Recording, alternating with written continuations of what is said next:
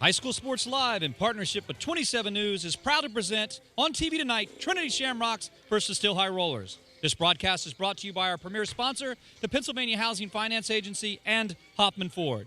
Good evening, everyone. I'm Todd McCall, along with Jerome Presley and Archie Smith Jr., a sideline analyst, will be joining us this evening. But, Jerome, we got a great game. It's a Capital Division game. Trinity comes in 2-3, Still High 1-4. Still High has a little secret up their sleeve with Timmy Cater tonight. We'll talk about it a little bit. But this is one of these games that can surprise many people. When you look at a Friday night matchup, this is a hardcore, tough kind of Capital Division matchup. Both teams really wanting to be stingy to find a way to win. Limit mistakes tonight, we've heard coaches say. But I think we're in for a really good one. Your thoughts? Well, I think it is going to be a good game, and I think both teams are going to have to come in and really think about winning and figure out how they can pull that off. They've both had some difficult times this year.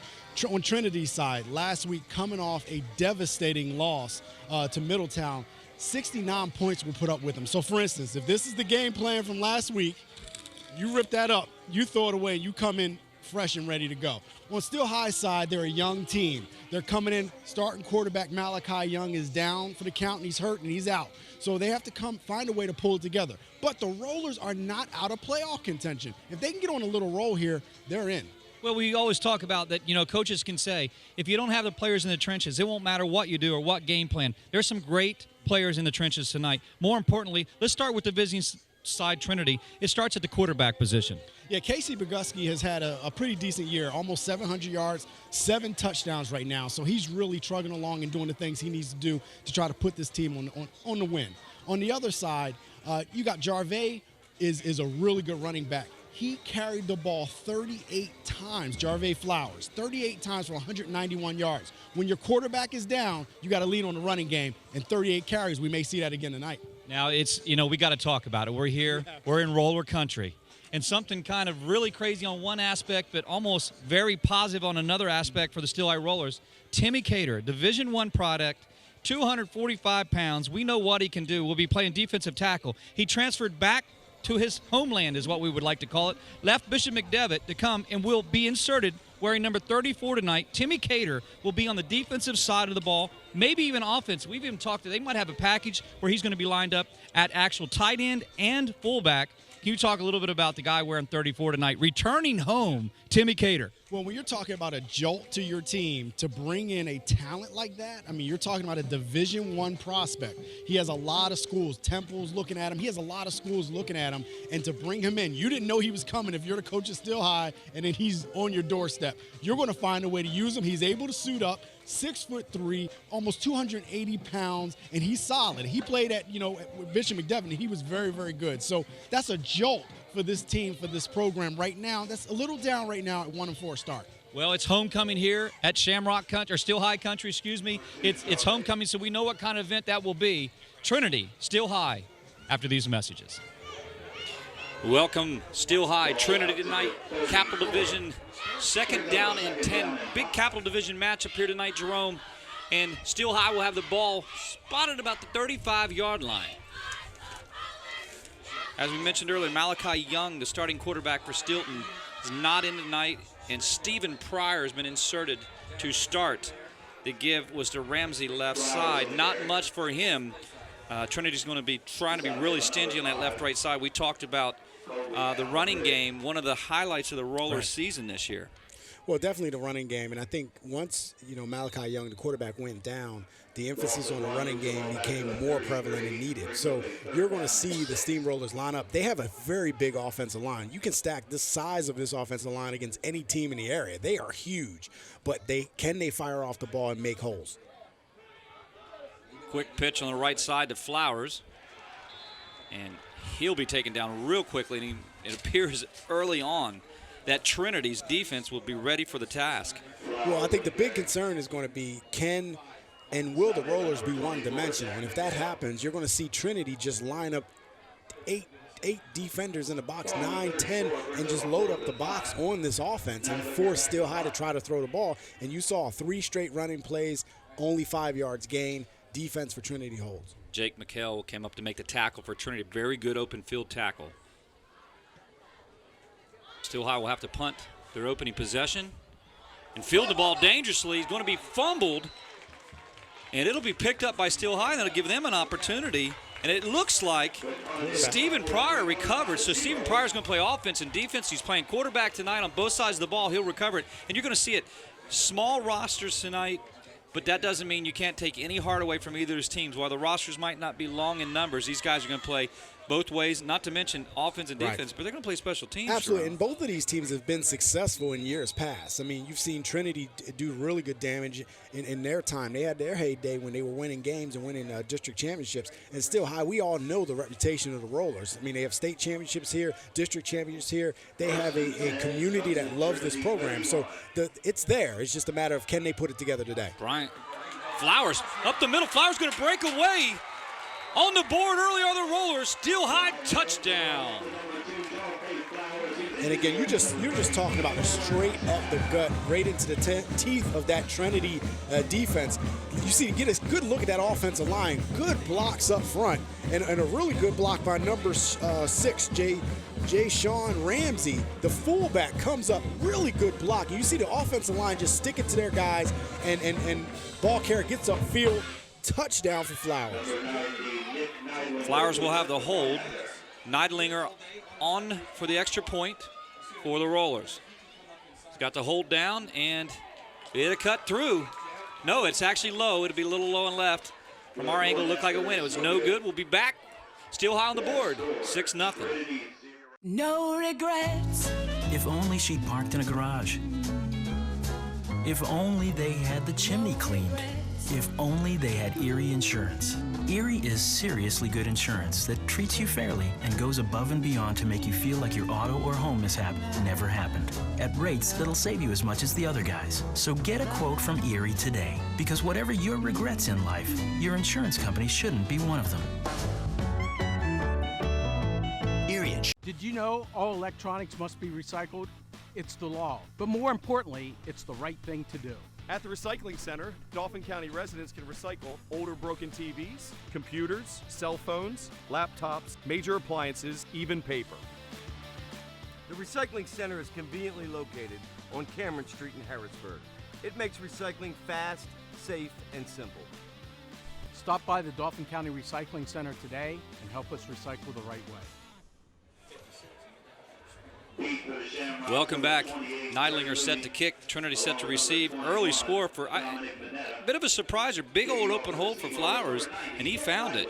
Well, we know the Rollers will feed Flowers. And, he's not a big kid. He's 5'11", 165 pounds, and he's a junior. So to carry the ball 38 times, he's going to have to be durable today.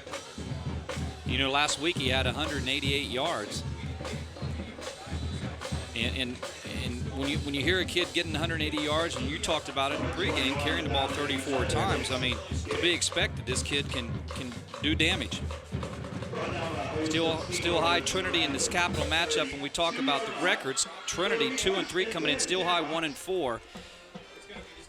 Still High Trinity coming off a tough pounding loss by Middletown. Middletown seems to be a special team this year. Yeah, definitely. Now keep an eye on number 34, Tim Cater. We highlighted him for these Rollers at the defensive tackle position, and see what he can do. He's come in and he's only been here since Wednesday, and he's already one of the leaders on the team. So I think the team, they respect him, they know of him, and they respect him. And when you have a talent coming in like that, he comes in and automatically commands respect from his teammates, and they seem to support him and rally around him. There were flags on the play. Now we're getting a weird twist where they're going to line up everybody on the left side. I haven't seen this one in a long, long time. And that's going to be effective. Pass, quick connected. You know what? We haven't seen it. When's the last time you've seen the lineup twist like that? Chip Kelly, Philadelphia Eagles, 2 years ago. And then he never did it again because it won't work now. But, again, you throw a little twist to keep the Rollers off balance. They probably didn't see this at all. Now you're back to your regular formation. Well, Bogaski's pass was complete on that last play to Shiger, and now incomplete, rolling on the right side. They're trying to go tonight with the quick hitters. Yeah, definitely go with the quick hitters. And what you're going to see, both of these teams, when you talk about youth, they both have a lot of young kids on this team. So you have on both sides juniors and sophomores that are trying to get their footing. So there may be a lot of mistakes here. Gio's too deep. Look at him. He's too deep. Trinity looking to the left. You'll see a lot of plays called from the sideline. Bogowski trying to get the signal. Now he's got 3 receivers far left. He's going to go that side off of bubble. You'll see a lot of these quick hitters in the Trinity attack tonight, and they're trying to just really get that defense off balance, their alignments. And that pass was complete to Ruiz, but is there a face mask on the play? Was there a flag down? It was picked up quick, so I'm not sure. It looked like he got a quick little face mask on that. Right. And that's, they are marking it off. Okay, was a face mask, and that's 15 yards. So Ruiz got his face mask pulled, and I didn't see who came in and got the hand on it, but that'll be second down, well, automatic first down. And I think for me, Todd, the team that makes the least amount of mistakes, I think, will be the team that wins this game. I agree with you, Trump. Ball be at the 47-yard line for Trinity, giving them an excellent opportunity over midfield. Moody. Connection to Moody and Bogowski is fumbled, and Steel High is going to come up with their second takeaway. I mean, these takeaways right here, Bogowski going to hand off, and Moody drops it. Didn't look like he wanted it. And we've seen that a couple of times this year when they have the read option between the quarterback and the running back, and then all of a sudden the exchange is not good and there's a fumble. We've seen that in other games. So when you have that situation happen, though, that is the responsibility of the quarterback to make sure he eyeballs that in. The ball carrier, you want his head up. He's looking at which hole he's going to cut off. He can't focus on where the ball's going. That's the quarterback.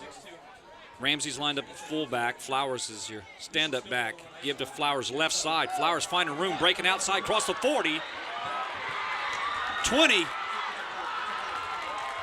Well, touchdown Rollers again. Flowers on the well, although, hold on a minute. Before we get too excited, there are flags down on the play, and that's going to bring it back. Is holding on the Steel High Rollers, and you see the coaching staff on the Roller side, man, oh man, a bit frustrated. So, I mean, Flowers is tonight's going to be tough. He's going to be tough to handle. You can see it already. Well, he definitely is. And when you have opportunities to run open like that, which the hold could have made that happen. But if he's going to carry the ball like that, you want him to have opportunities to not get banged up, man. 38 carries last week, that's a lot of carries for a 165-pound kid. So, you know, you want to make sure that he has opportunities to get in the open field so he can avoid those shots. So in the fourth quarter, he's more, he's really ready to go and more healthy to go. So we'll see what happens. Well, he has a 27-yard touchdown hookup already. Steel High leads 6-0. And now to bring it back.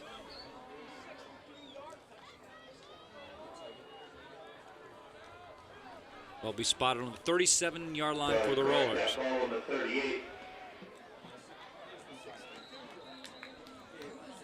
First and 21, and it's going to be a false start on Steel High. I thought we saw a jump on the left side out of the receiver. And again, just a lot of mistakes. I know we were talking to the coaching staff before the game, and with youth comes mistakes. And both of these teams have made a share of mistakes already. We're already 8:53 into the game, and we've had two fumbles and multiple penalties. So, you know, a lot of mistake football. That is the reason why both of these teams, or one of the reasons why both of these teams are struggling to start the year. Now it's first down 27. Tate DeFreitas on the carry. That's Malik Tate DeFreitas, and we do remember his sister being a great basketball player for Steel High through the years. Great scorer.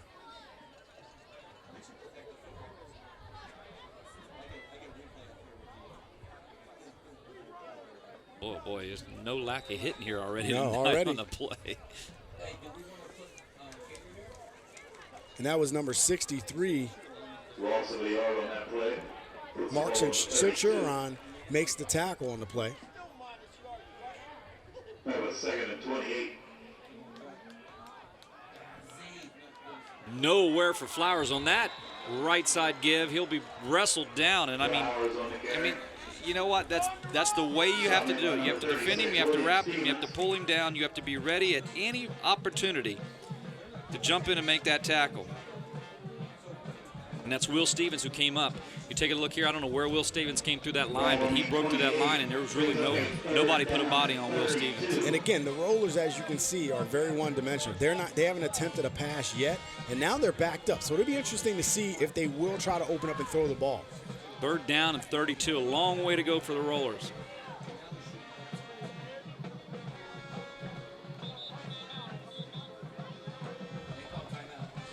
It looks like there might be. Looks like Trinity wants a timeout. So Trinity's going to call their first timeout. We'll be right back after these messages. Still High 6, Trinity nothing. Do you want to answer that? Nah, I'd never with a kid in the car. It's okay. I'm not here.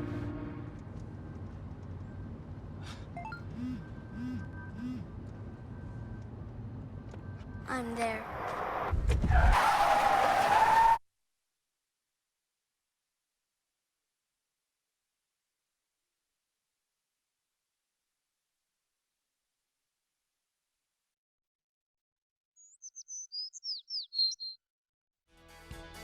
The front is mostly masonry. And then the masonry will meet the window frame. I think this project's really coming together. Living Well with a Disability is a free source for anyone with any type of disability. We provide countless resources and endless opportunities to live your best. I really am living well. Call 1-877-2-LIVE-WELL to discover resources available for you. 3rd down, 32 to go. Stilton, long way to go.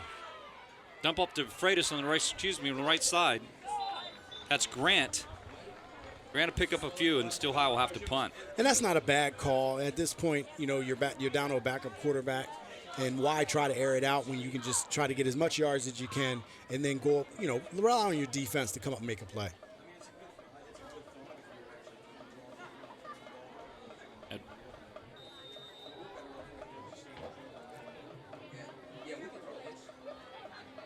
Neidlinger set to punt. Trey Moody back to receive for Trinity.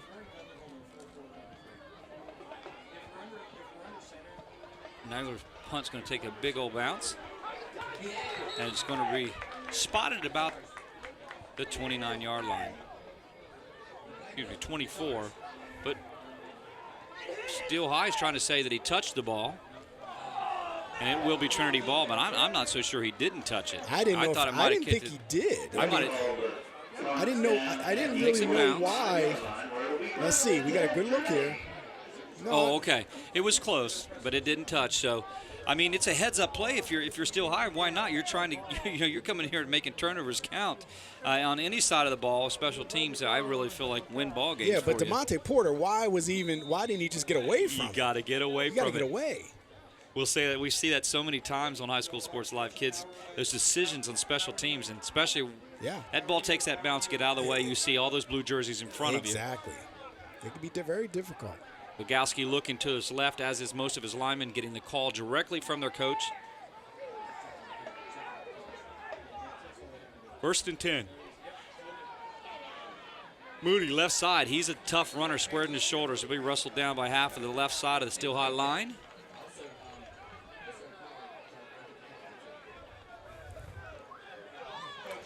And keep an eye on Cater up front. I mean, I'll tell you what, that's an instant situation where you got a really good player up front. So see if he can settle in and do his part in the middle of this roller defense. And he does enough that you can't run. You're not going to be able to run over. They line him up in that 4-4 when they line him up in the middle on the nose guard side, on the center side. He's tough to run up the middle on either side. Right.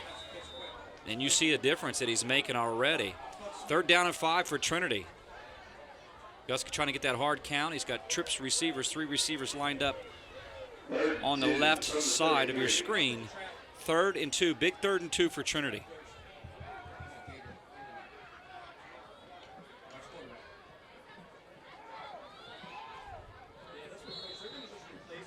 Going to be dumped off. It'll be a 1st down. It's going to move the chains for Trinity. A nice little play call. They saw an open middle, and Bogowski took advantage of it.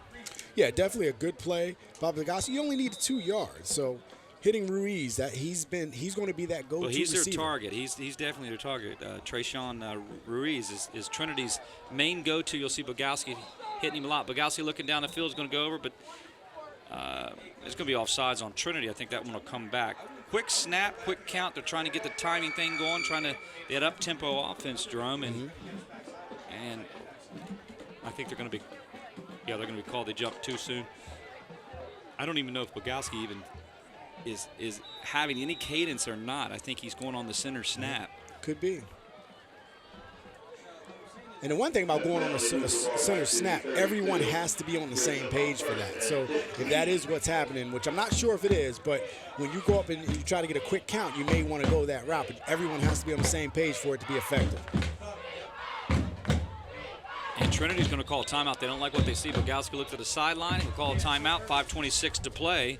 They have a first down and 15 they're faced with. And we'll be right back after these messages.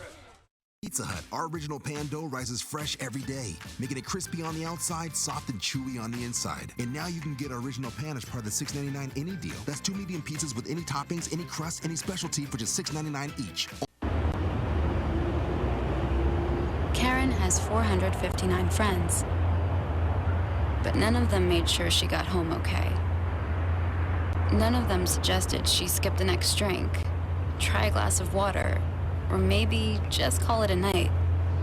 Karen has 459 friends, but tonight, what she really needed was one good one. First down and 15 for Trinity.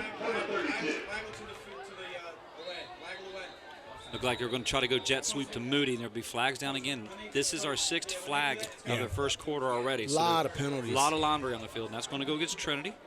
And again, both teams are struggling with mistakes. I mean, that's the one thing when you're at 5th game of the season. You're at mid-season. You're hoping that some of these mistakes from early season are over. But the problem is, again, when you have that youth, it makes it more possibility that you're going to have mistakes like this. And these are early season mistakes that are being made in the middle of the season.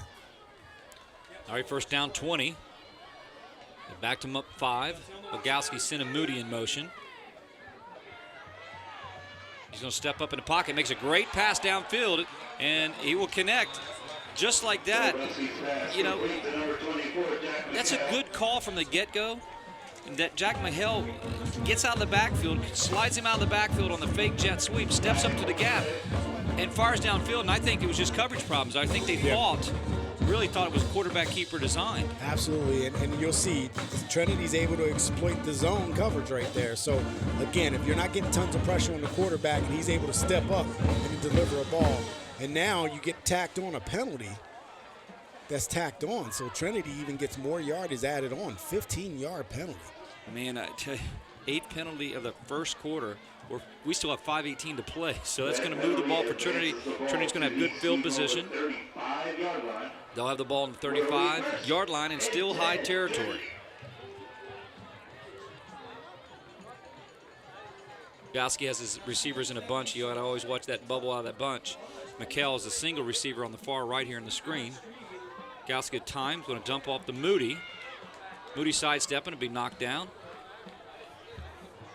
Coming up to make the tackle is Kareem Rory. He's 6 foot, 205 pounds. He's only a sophomore. So there's just some young guys on the side of the Still High Rollers. They're young and more importantly, got a lot of heart. Well, anytime you see this kind of youth, you always want to project and feel what would it look like 2 years from now. There'll be flags down on the right side. There was a jump on the right side, so that's going to go against, as he makes a great play just a play before that'll go against Rory. And that'll move another 5 yards for Trinity. So Trinity hasn't had to do a lot. Play here, play there, and 2 flags down, and next thing you know, you're moving.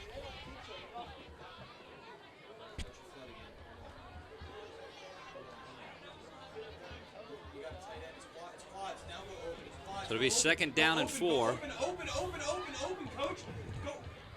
Moody gives. Moody has a big old hole. He's going to cut it up, running hard, squaring away. He'll pick up another 6. It'll be another first down. But wait a minute, there's flags. That's a 10th flag here in the first quarter. Yeah, it's a lot. And that is You know, I didn't see the indication.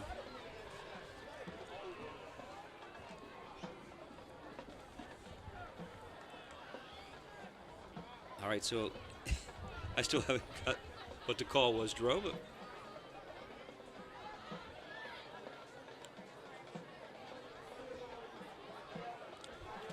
got to move them back, and it'll move Trinity back 5, stop their momentum a bit. Illegal motion. An illegal motion win against Trinity. Bogowski with his trips receivers to his left.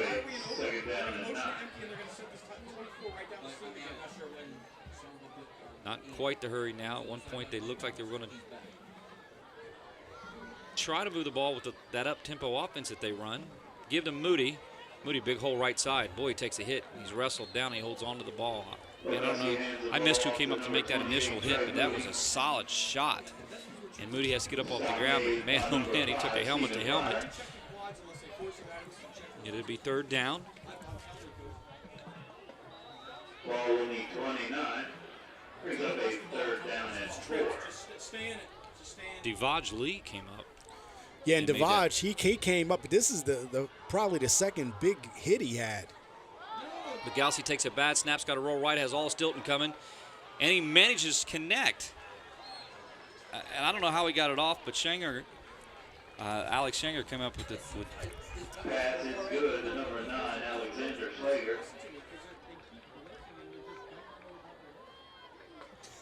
Shamrocks out to the. Well, again, one of the things that you see is when a quarterback drops the ball or there's a bobble snap in some way, you want to make sure he has composure.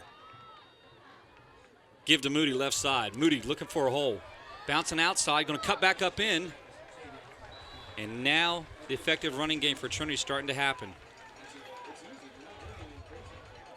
I mean, he's just basically very patient, squares his shoulders, Moody, and looks for the hole to open up. And lineups, one of the things I want to talk just for a split second here, Jerome. Trinity, the way they line up, it's the alignment that's thrown off the Still High Rollers a little bit. Where they line up, very open, trips bunched close into your tight end side. Moody right side, flags will go down. That's 11th flag of the first quarter. And again, what you're seeing is multiple formations by this Trinity team. So when you have this many formations, it gets the defense to have to think and account for everybody. So you saw Trinity on their first play, they set up through the offensive line to one side. It initially drew Still High offsides. Then they come back and they actually run a play out of it, a pass play. So now they've thrown multiple formations at the Still High defense. Well, that holding is going against Trinity. So Trinity will have the ball on the 26-yard line, 2nd down, 13 for the Shamrocks.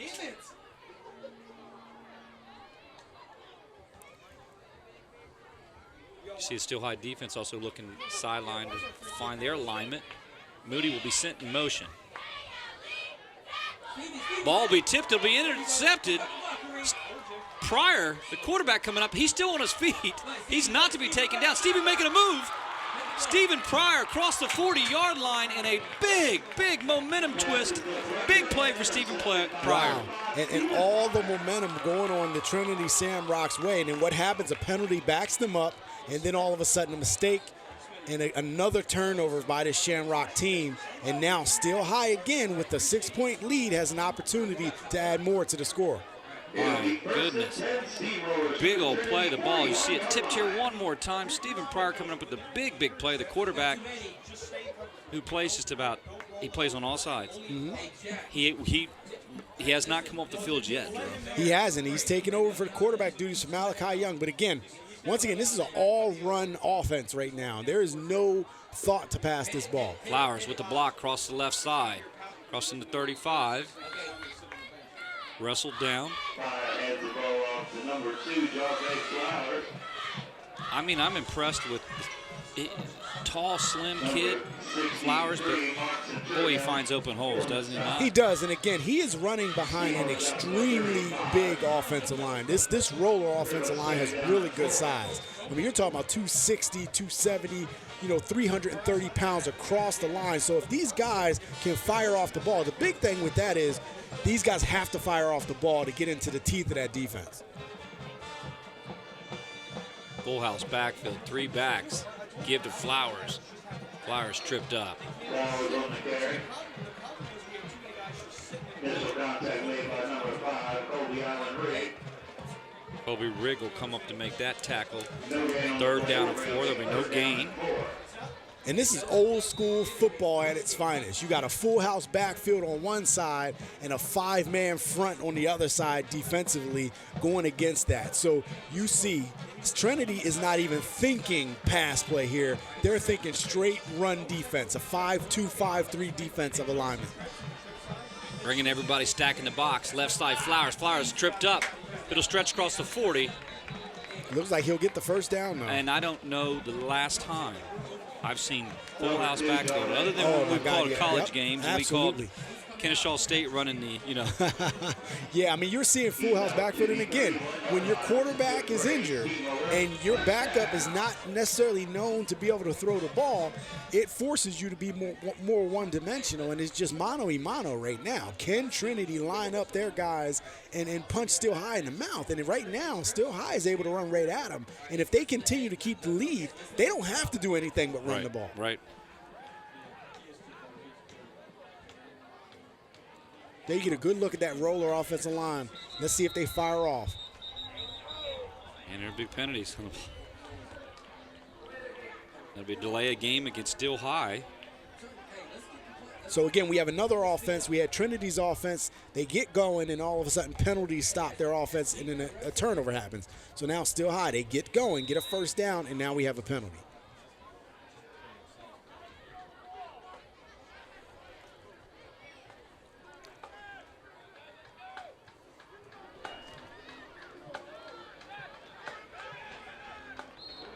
Pryor will have to keep it. Looks just like a bundled up mixed play. Coming up to make the tackle will be Somerville and Conley. And I think we have Archie Smith Jr. that's down on the field, got his hat on. Our analyst and Archie Smith Jr. will come back to him start our second quarter. That's going to be into the first. Still High 6, Trinity nothing. We'll be right back.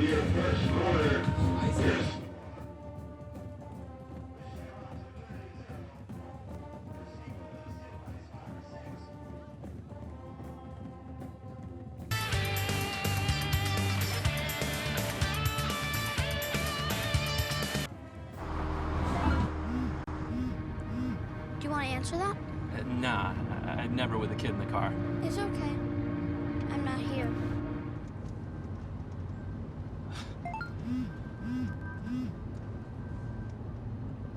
I'm there.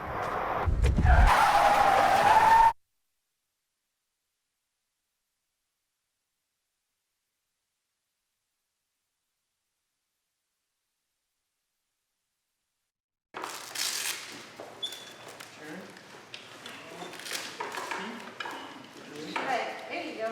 Good job, Mr. Little. Okay, here you go. Get your seatbelt on, hon. That's okay, we have one.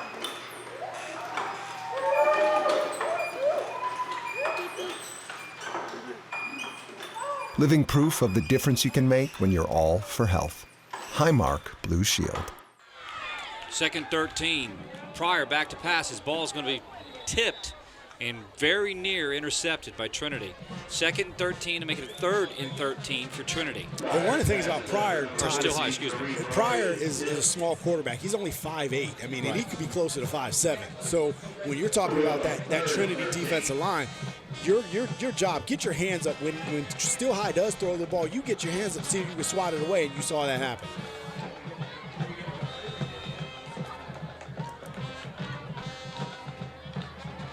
You know, up front, when you look at Trinity's lineup defensively, they're not little. Shifter, no. Somerville, Conley, Banzoff. I mean, that's 260 on average up front.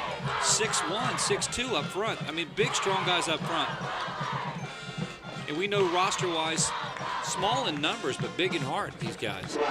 And that's what you get in the Capital Division when you see games like this. Just hard-nosed, hard football. Hard-nosed football. Now, you have a variety of different size schools in the Capital because you have, these two schools here, but then you have Milton Hershey that pumps out 80, 70-plus players. So depending on which school, Steel High, Class A school, they're typically going to have a small roster. And actually, they have a pretty good-sized roster for decent Steel High. Definitely for single A. Definitely for single A. So, you're looking at Steel High, and Trinity definitely has a smaller roster compared to Steel High, but, it's just a variety. And what I always like to see with small schools, because small school football is good, the problem is not always the starting 11 of your small school. They usually can compete with anybody. It's the depth that sometimes gets you until you have those special teams. Right. We've seen those teams that Steel High has had where they may have been small in size, but they were able to compete against anybody. Well, it was 4th down and 6, and Steel High went for it on a Flowers carry, and Trinity will hold. They'll get the ball back, 1st down and 10 for the Shamrocks. At their own 23-yard line. Advanced Hoops AAU tryouts are coming up October 29th. This is a great time to get an evaluation from the Advanced Hoops staff and prepare for the upcoming spring AAU season.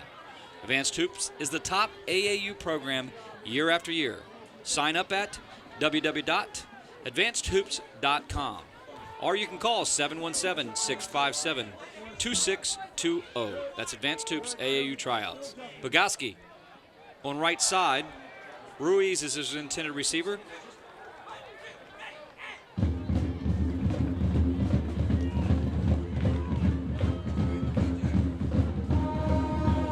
Just a little quick design play. They're just trying to beat the corners. It's just really, it's I outflank you tonight. Exactly. Outflank you, try to throw a little twist in. And again, Trinity's doing a good job of adjusting their formations against Steel High and forcing them to think. Moody left side. Moody just trying to bounce, come up. Boy, he got hit by Cater. Cater made the initial hit. And then coming up to make the tackle was Ramsey.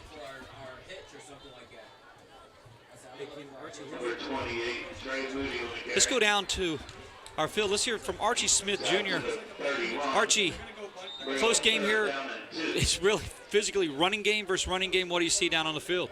Well, guys, what I see is each coach is it's a battle with the offensive coordinator and the defensive coordinator. As you can see, Trinity is making calls based off of Stilton, and Stilton is making calls based off what they see Trinity doing. That's why you're seeing a lot of these penalties, but a lot of these penalties stagnate in the game, guys. We got 11 penalties on the game, as Archie said. And Archie, I got to give a comment, first of all. I'm really liking the hat tonight. It's a different style every week. Alabama Slim brings it week after week. And Archie, I don't want to forget the junior either, sir. Thank you, sir. Archie Smith Jr., our sideline analysis. The Alabama State Slim is what I love to call him in the old days. Yeah, Moody on the right side. I want to know what his Twitter handle is.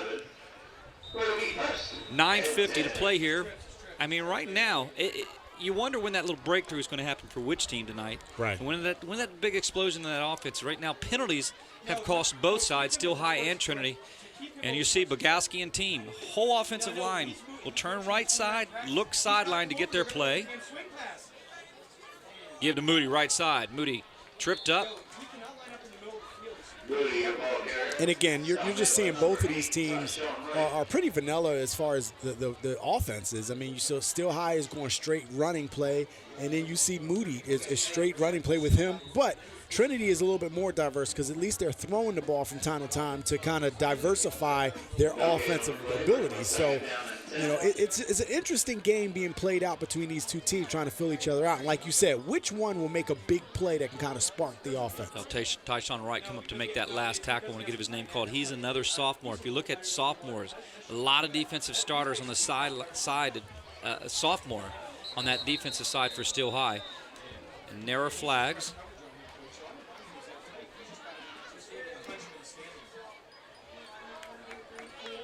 Another 5 yards marked off with another flag. 12 flags first quarter. And it just seems to be piling up here tonight. Laundry on the field. And again, Todd, it stops any momentum that any team develops. I mean, it just really shoots you in the foot, and you're having a variety of different penalties, from personal foul 15-yarders to 5-yard offsides penalties. It'll be 2nd 15. Bogowski looking for his life, running for his life. That ball will be tipped. I don't know who got their hand on it. And incomplete. 3rd down and 15 for Trinity. Take another look at it here. You see the pressure comes up in the face of the quarterback, and not anywhere to go with it, really. Juan Benton looked like he got his hand on it. All right. But the pressure was coming, and Bogowski just kind of rolled. And, well, those kind of balls can be dangerous. It'll be a timeout. 3rd down and 5 in the second quarter here. Still High wants to take time to talk about it. We'll be right back after these messages. What were you thinking, Chuck? You're not 18 anymore. Is my leg supposed to bend like that? 6 months on the heating pad. I hope it was worth it. I wonder if cartilage grows back. Yep, that's gonna break right in half. This looks so easy on TV.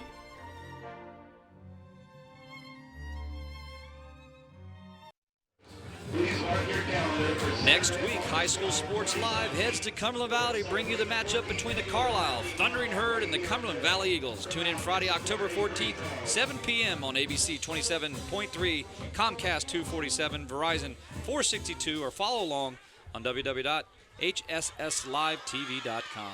Should be a good one next week, Cumberland Valley, Carlisle. Yeah, it should be. I'll tell you what, it'd be a good chance to see that Cumberland Valley team. Right now, they're going against State College, 2 undefeateds in that big-time division between those two teams. So we'll see if Cumberland Valley can survive that game and then come into this Carlisle game next week. Well, it'll be back in Trinity up. They'll have a 3rd down and 20. Faced with 3rd down and 20, and that backs them up right where Still High wants them.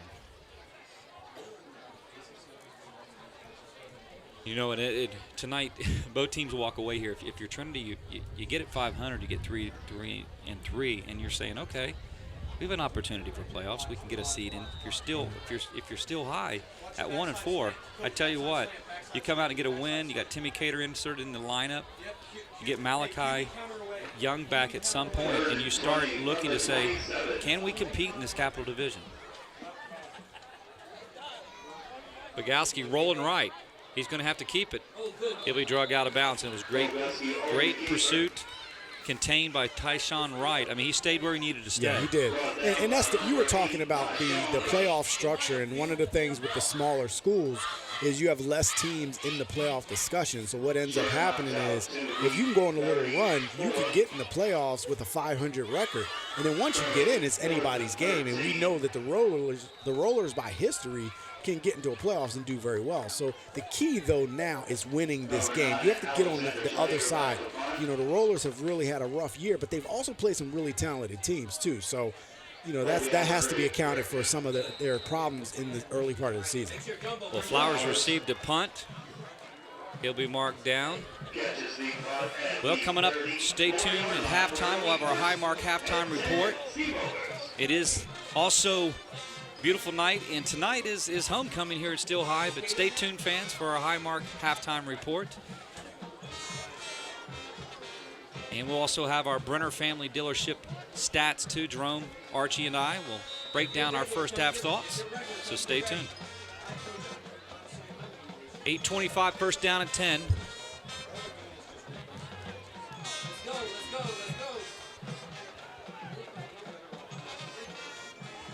Pryor taking his time under center.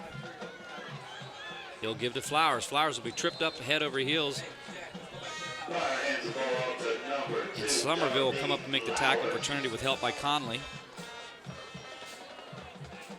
And again, Ty, you just see the Rollers running power football, full house, right up the gut. They got those 2 big fullbacks. They got Cater running at one of the fullback positions and right behind that big offensive line. And they're just trying to see if they can pop Flowers through one of those gaps. Flowers right side, he's going to bounce out. Flowers on the carry. And you know, Stop made by number 63, Mark Centurion. Mark Centurion came up and he didn't want any part of it tonight, did he? When you come on that side and your number's called and you see number 2 running and you don't make the tackle, Jerome, you clearly know what happens at halftime when you walk in there. How did he run right over top of you? Absolutely. Barks and Churron said, not tonight. 3rd down and 3. 7:24 to play here before half.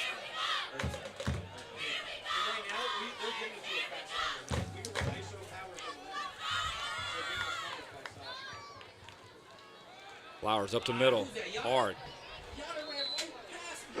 Vanzoff comes up to make the tackle for Trinity. You just kind of wonder when you might see big 34 Timmy Cater get the ball. They brought him in on the package, now fullback. Right. They got Flowers. And so right now he's a lead blocker at the moment. I mean, that's, again, this offense is very hamstrung. I mean, we've seen in the past Still High has been able to open it up offensively and throw the ball, and here you don't see them even attempting it. So right now it's all about power football, and if it gets you what you need, then you keep doing it. 4th down big and 4th short. and 1, as you said, Jerome. Yeah, Flowers. Flowers found around. He's going to move the flags. And that's interesting because initially Trinity's defensive front did a good job of stoning that Still High front. But with the extra effort, Flowers is able to get upfield and get the 1st down. Well, you saw John Banzoff come straight through for Trinity. He had the initial pursuit in Somerville, and Banzoff and Conley blocked up that whole left side, but somehow Flowers leaps over, picks up the 1st down, moving the chains for Still High.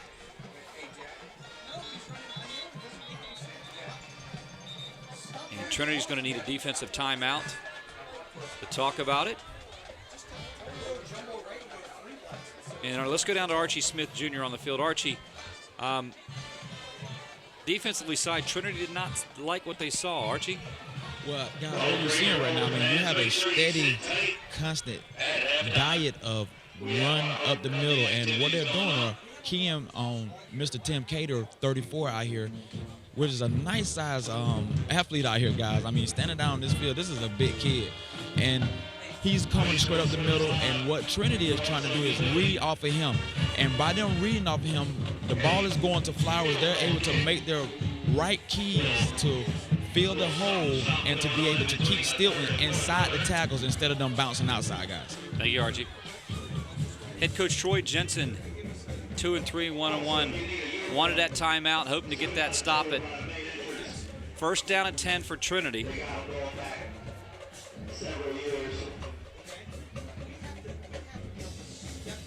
Full house backfield.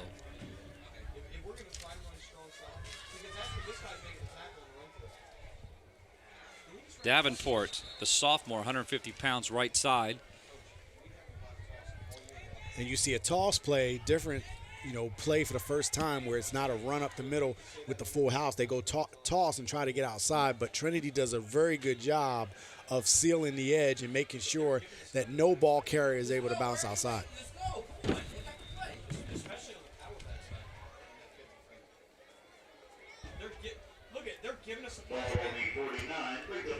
Just wanted to wonder if Still High will go to that left side on the Flowers coming across. And he'll be stuffed out by Rigg. Colby Rigg comes up to make the tackle. It'll be 3rd down and 9. He didn't pick anything up. 5:20 to play here. And there you got a good shot at Zymir Pittman, number 74 for Still High. Dig this for size. The senior, 6'4", 330-pound tackle for the Rollers. The Rollers have 3 players that have tipped the scales at 300 pounds. I mean, that's the upper, bigger size schools. Big old offensive line for Flowers and Pryor to run behind.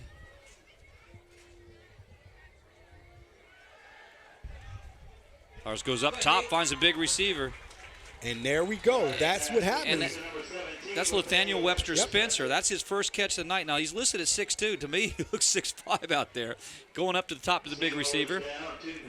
And that was the second pass for Pryor, and this time he's able to complete it. And again, if you can sprinkle in a little bit of pass plays and have some success on it, it gives you the opportunity to open up the offense a little bit. So I think that was a really good call, and to allow this young quarterback to see what he can do.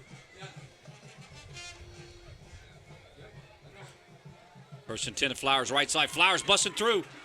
Boy, oh boy, when he gets ahead of steam, he's tough to bring down. And again, that offensive line, when they fire off the ball, you see what they can do, and you get a good shot. This line does exactly what they need to do. They get upfield, they hold their blocks. Flowers doesn't need tons of time. He's able to split through the seam right up the middle and get the first down and get into the red zone.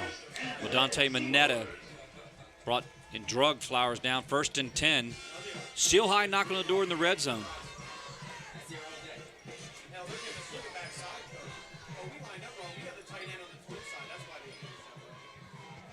Flowers right side. Flags are down. I think it's going to be a face mask. I thought I saw his helmets. Pull back. Look. It appeared that someone got Flowers' face mask. It'll be holding on Steel High. Correct me. That's probably why I don't wear the stripes, Jerome. Yeah, you don't need to be doing that. I mean, we're wearing stripes with our new polo shirt, sideways stripes, really, but not that, Let's talk about that. We are styling a little bit. I really Thank you, Charlie enjoy Fortney, for hooking us up. High School Sports Live. I've really enjoyed, especially in the. I mean, our temperatures, they vary. And Yes, last week was cold for our McDevitt Cedar Cliff game. This week tonight we've got a night breeze. When the sun went down, we got a beautiful breeze here. It's still high, so it feels good now. But it still feels good to be in these polos tonight, at least until that colder weather. I know we'll be talking about it in the end of October. Ball tipped, incomplete. Man, that was dangerous. Pass intended for Flowers. It will be broken up, and it'll be 2nd and 20 for Trinity. Steel High, with 3:31 to play at halftime.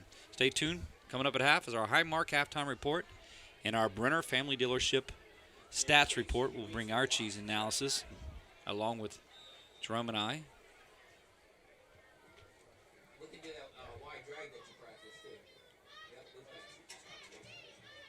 Well, that blue and silver looks good on those helmets, don't it? It does. Especially it really does. Great view here on ABC 27. So I love the way that blue and that silver. Can we call that still silver? That'd be a good color to call it. Left side for Cater. Nobody was up front, in front of Cater, clearing any way. Cater will be brought down, but I don't know. Being hit by him, bringing him down, I mean, that's extra pay, isn't it? That's extra pay. I mean, you get hit. When you hit the big guy, Jake McHale come up and made the hit, and he tackled him. But it looked like it just stunted his growth a bit. You got him before he got going, and that's what you needed to do. And, I mean, you get a full head of steam. And, again, we haven't really seen Cater's ability to run the ball. So, it's you get some big guys that have no idea what to do with the ball. So, it'll be interesting to see if the Rollers will go back to him. Left side screen all set up. The ball is going to be complete to Flowers. And hey, if I'm the Rollers coaching staff, I'm going to circle that because that can work. And it was open. It was open. Initially. It was initially open. I will say, Jack McHale did play. He was right there. So, you got to make sure that you execute that play. But I do like the idea of seeing the Rollers open up the offense a little bit. They're starting to throw the ball and giving a little confidence in their receiver. So now it looks like they're going to try to kick it. They're going to bring Neidinger on. And it'll be 37-yard. They'll go to snap down. And it's going to be way shy, left side. It'll be incomplete, 1:58 to play here.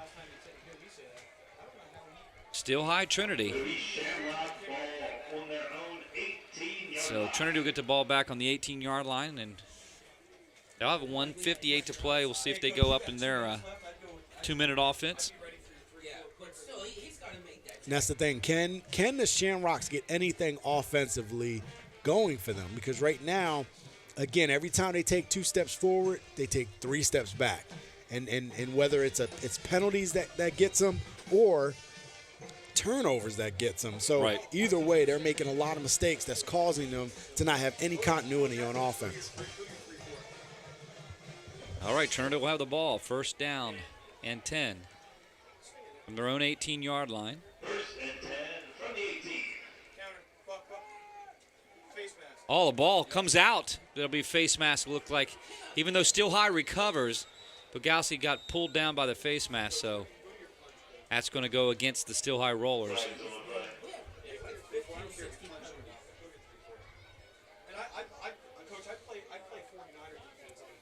So again, even when there's a good defensive play by the Rollers, another penalty. So we're in double digits, well in double digits penalty-wise for both teams. I mean, combined. So it's just a lot of laundry on the field throughout this game. Now they're going to talk about it. Officiating crew tonight.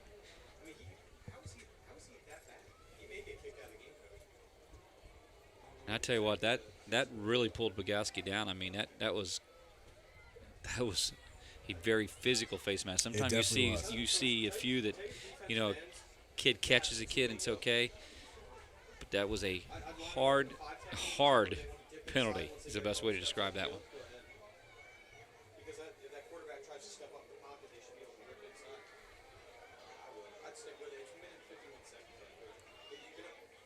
Take another look at it. Man, oh man. Yeah, that's a full turn of the head. Full turn of the head. Rory came in and got his face mask. The ball popped out. Still had recovered it. Trinity ball. Trinity will have it at 30 and 1:48 to play. Bogowski scrambling to his right. And he'll be slammed down hard by Ramsey on the backside. Well, I'll tell you what, Todd, we know that the Roller defense actually does okay. They only give up 14 points a game when you look at the average, other than the play. They got beat pretty good by Milton Hershey. If you take away that Milton Hershey 40, they give up 14 points a game. Right. You know what I mean? Oh, so they're defensively, they're sound. I mean, you just have to be able to score more than 14 points. And right now, defense is holding Trinity to next to nothing offensively at all, and there's no score either. So right now, the defense is doing their part, and offense has done just enough for them to be ahead. Bogowski's pass is incomplete to Colby Rigg. And it'll be a third down and 13. I will say this, if Steel High can get another score, at this point, they could probably seal this game with that, because right now the Trinity offense has shown no abilities to sustain offense at this point. And let's see if they can get something going. Bogowski right side, and I think that's going to be incomplete, or are they going to call it a catch? It's good for a catch. It looked like it was low. I didn't sure if it hit. And Still High is going to call a timeout to try to get it back, because it's 4th and 5. And they're going to have to punt. So Still High should get the ball back with decent field position and some time. Well, he did get his hands under it. That was Jack McKell who made the catch. And I wasn't sure that he got his hands under it, but it looked like he did. It looks like it's still 4th down, though. It'll be 4th and 3, 56 seconds to play. So Still High will get the ball back. Flowers will be back to receive when we come back on. Both teams going to take an opportunity here to 56 seconds in good field position. And Jerome, I think tonight you might be right. I mean, you put another score on the board. 2 scores seem like forever. Yeah. And a big separation in this game. I mean, any score contested. Can be, because think about it. I mean, Trinity's only gave up 6 points. So, it's points is a premium for both teams right now, and Still High gets the good running play earlier in the game in the first quarter to be able to put points on the board. And right now, this game could end this way. Trinity set to punt. Flowers back to receive. He'll have 56 seconds, and it is a fake punt. It's going to move the chains for Trinity. Big old call, gutsy call, really. But they're a flag down, so that's a late flag. That might be a late hit. It's probably going to put 15 on and move them in good field position. That's probably going to go against Trinity, or excuse me, Still High.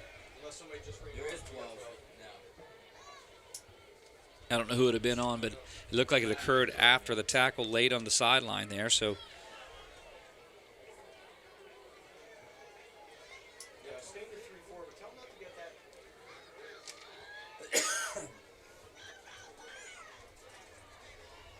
get to call.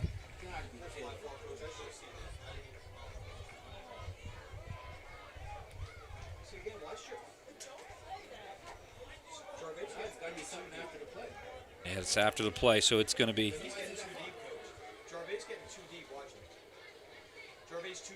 We'll see what happened. Right here is set to punt.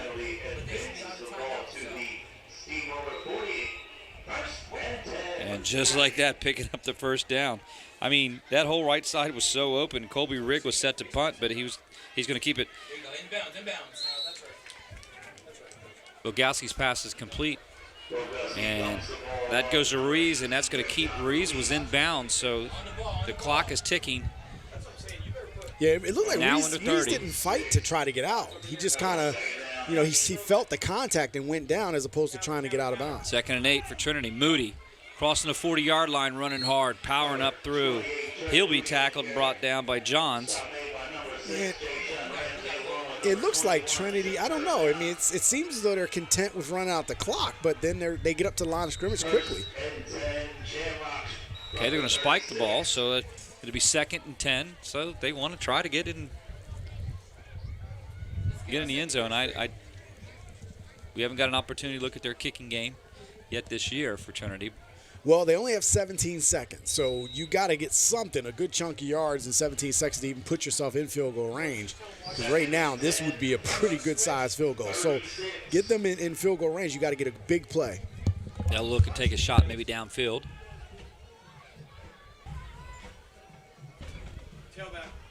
Bogowski's going to dump off Moody's side, left side. Moody gets a block. He's going to get out of bounds. Very effectively gets out of bounds. Now to bring up 3rd down and about 5. Set up everything perfectly on the left side, and Moody gets out of bounds. It'll be 3rd and 4 from the 30-yard line for Trinity. Moody inside in motion to the trip side. They put 4 receivers on that side. And running really hard and still giving himself time with 4 seconds is Bogowski. Take another look. Bogowski looking downfield and then saw all this open green. And he wasn't going to be denied, and he'll get out of bounds with 4 seconds left. 1st down and 10. Ball spotted on the 19-yard line. It looked like Trinity will bring the try kicking to kick game it. on. They'll They're try going to bring to the kick kicking game on. And there's nothing. That's a good call. Well, unless still I can get a block and take it the other way. Shiger set to kick. Well, now if that flag would back him up, that's Athy. That's Hursteck. That's Ethan Hursteck is the actual kicker that came onto the field. Bogowski would have the hold. Is that going to bring him back 5? There were flags on the play. Were there flags on the play? No, I think it was a timeout. Just timeout. Okay. Still High took a timeout to freeze the kicker.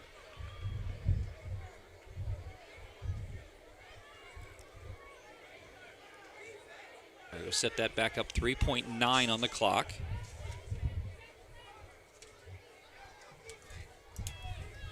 All right, they got. Watch the switch, Coach. Coach, 36-yard attempt. Tunnel screen, the fake tunnel screen. Yell fake tunnel. Coach, yell fake tunnel. Watch the fake tunnel. Coach. Oh, actually, took the kicker off the field. Bogowski's going to be set with trips receivers with 3.9 seconds on the clock. He's going to let his receivers get to the end zone. He's going to fire it up. Wide open on the left side. It's going to be a touchdown, Trinity. And then, boy, that ball hung in the air. It hung perfectly. It hung for a while. Bogowski to Mineta for a touchdown for Trinity right before. And Mineta does a wheel route out of the backfield, so he wasn't accounted for by that roller defense. Snuck out left side. Great play call.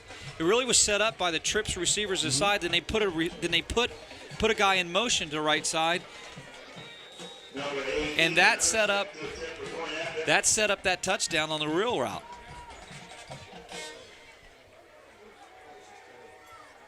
The hold is down. The kick is up. It's good. Trinity will take the lead with no time on the clock right here at halftime. 7-6. Big momentum turn. We'll be back with our Highmark halftime report after these messages and our Brenner Family Dealership stat report. More to come. No regrets. If only she'd parked in a garage. If only they had the chimney cleaned. If only they had Erie Insurance. Erie is seriously good insurance that treats you fairly and goes above and beyond to make you feel like your auto or home mishap never happened. At rates that'll save you as much as the other guys. So get a quote from Erie today. Because whatever your regrets in life, your insurance company shouldn't be one of them. Erie Insurance. has 459 friends, but none of them made sure she got home okay. None of them suggested she skip the next drink, try a glass of water, or maybe just call it a night. Karen has 459 friends, but tonight, what she really needed was one good one.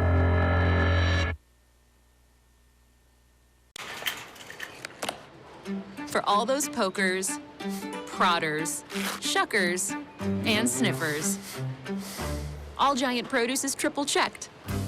Farm, crate, and store. We're focusing on fresh, so you don't have to guess. My Giant. Save big on all of your game day favorites. Only at Giant, a proud sponsor of High School Sports Live. The Brenner family of dealerships gives you better pricing, better customer service, better selection, and a better service department for the life of your vehicle. We'll show you how at Brenner Chrysler Jeep, Brenner Nissan, and Brenner Pre-Owned. The Brenner family of dealerships on the Carlisle Pike, Mechanicsburg, and on Paxton Street, Harrisburg. 24/7 at BrennerFamily.com. Serving Central PA for over 95. Well, welcome back. It's halftime, and just like, well, not too many places bring up a Schmitty's sausage for you with a little sauerkraut on it. We are in still high country, the roller country, and that gave me an opportunity not only to take a bite of this wonderful food, but to talk a little bit about one of the most special places that I ever buy food, and it's been a tradition here at Still High to go and visit the roller, actual opportunity to roll the concession stand. Let's take a look early on as I got this. It benefits the band. Hi, welcome to Friday Night Football. Todd McCall here. One of the things I love to do behind the scenes, first and foremost when I come to the football field, is go to the concession stand. I'm here at the Still High concession stand. All proceeds benefit the band, and it is by far my favorite concession stand because you get a little bit of special stuff when you come here. Sausages, chicken corn soup, many of the great things. Again, it all benefits the band, and I want to go on record to say right now that bar none, the Still High concession stand is my favorite. So if you ever get a chance to come over to Still High, not only are you buying a great sausage or some chicken corn soup, but more importantly, you're benefiting the band. And as I turn and look behind us, this is one of the best concession stands. Homemade service. They bring the food up to us in the concession stand, up in the booth actually, and I'm just tickled to death to be able to spotlight my favorite concession stand of Friday Night Football. Kickoff after these messages. Groff Tractor is your full-line equipment dealer representing Case Construction and many other leading brands, serving the total sales, rental, parts, and service needs of its customers. Groff Tractor paves the way for your projects from start to finish. With 11 locations, Groff Tractor is always close by your equipment needs. Groff also offers 24/7 field service. Groff Tractor is your #1 source for everything under construction. Groff Tractor is your full-line equipment dealer representing Case Construction and many other leading brands, serving the total sales, rental, parts, and service needs of its customers. Groff Tractor paves the way for your projects from start to finish. With 11 locations, Groff Tractor is always close by your equipment needs. Groff also offers 24/7 field service.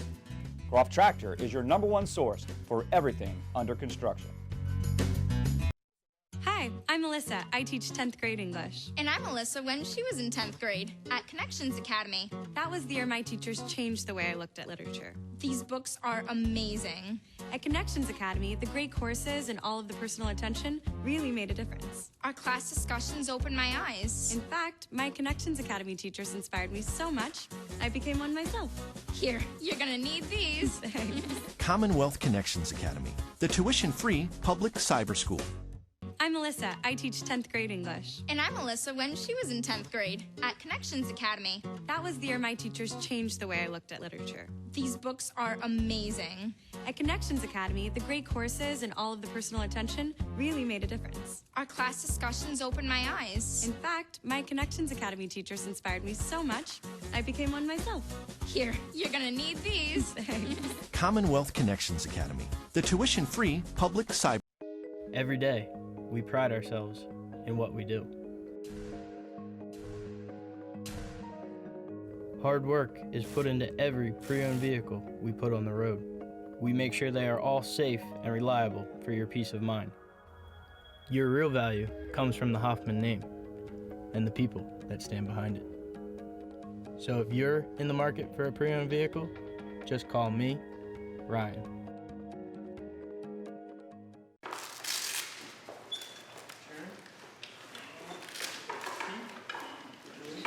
There you go. Good job, Mr. Little. Okay, here you go. Get your seatbelt on, hon. That's okay, we have one.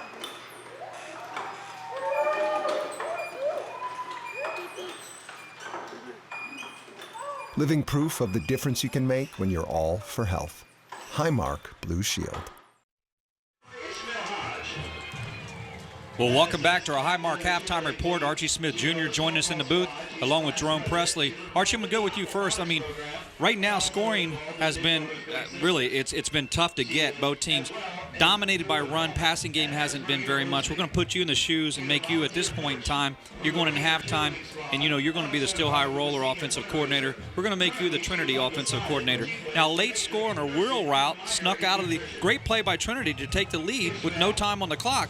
But now, you're Stilton. You want to get the ball back. What are you going to do? I'm Stilton. I'm coming in. I'm telling my guys, hey, guys, look. The only thing that's beating us is us. Penalties. As you can see, Stilton had a nice run here that was negated by a penalty. They're getting 4 to 5 to 6 yards, which put them in short yardage when you have a young quarterback.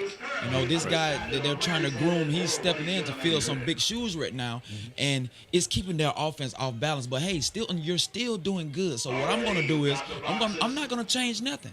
I'm going to come out. I'm going to establish my run. I'm going to settle my players down first. Right. Settle my guys down. I'm going to come out and I'm going to run exactly what we've been running. But I kind of like the little passes with a big receiver out there. Let's get our quarterback rolling around and let's hit our big receiver to offset what Trinity is doing. Because if you look at Trinity, ladies and gentlemen, they're putting everybody in that box and they're telling Stilton, hey, run it to us because we're ready. Now, I know Archie played on the defensive side like you did, but the more and more I'm in the booth with you guys, the more and more saying, if I'm building a football team right now, I'm hiring both you guys on the offensive side.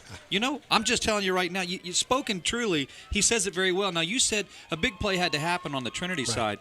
They sneak a wheel route out. They go 3 receivers, put a running back in motion with Moody in motion, stacking the right side. And what do? Wheel route left side, and it was very effective. So now you're Trinity. You saw that happen. Right. What are you doing? What are you doing as their offensive coordinator right now? You're the Shamrock offensive coordinator. What are you going to do? Well, the first thing I'm doing is I'm talking about mistakes. We have to simplify the game plan and limit these mistakes. Too many turnovers, too many penalties. So, number one, snap count, I'm going on 1. I'm not trying to be pretty with the snap count. I'm going on 1, period. The second thing is misdirection plays seem to be a problem for Still High. They're not able to cover that. They're thinking too much. So the wheel route, you were able to sneak that out back.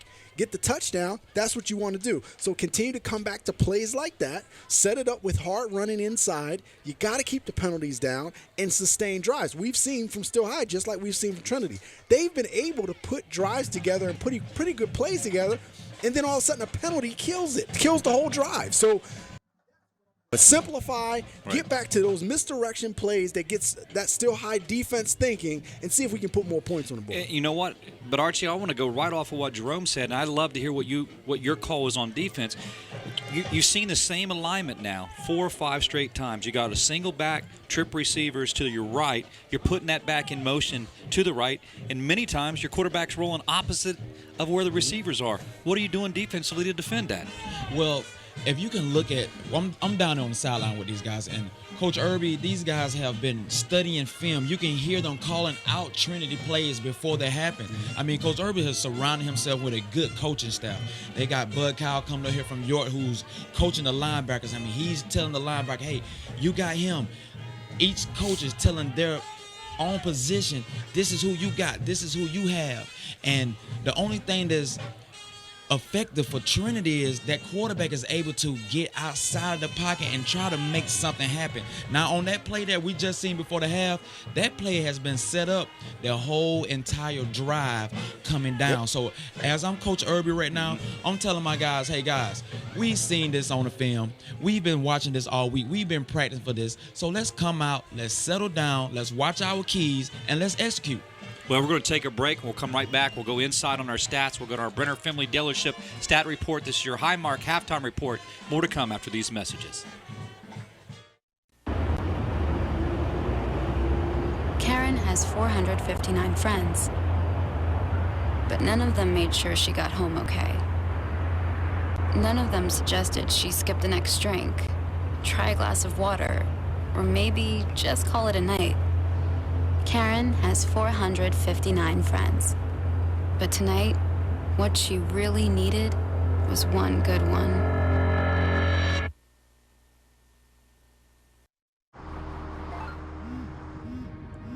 Do you want to answer that?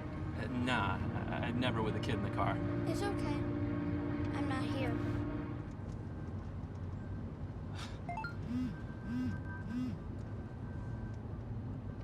I'm there.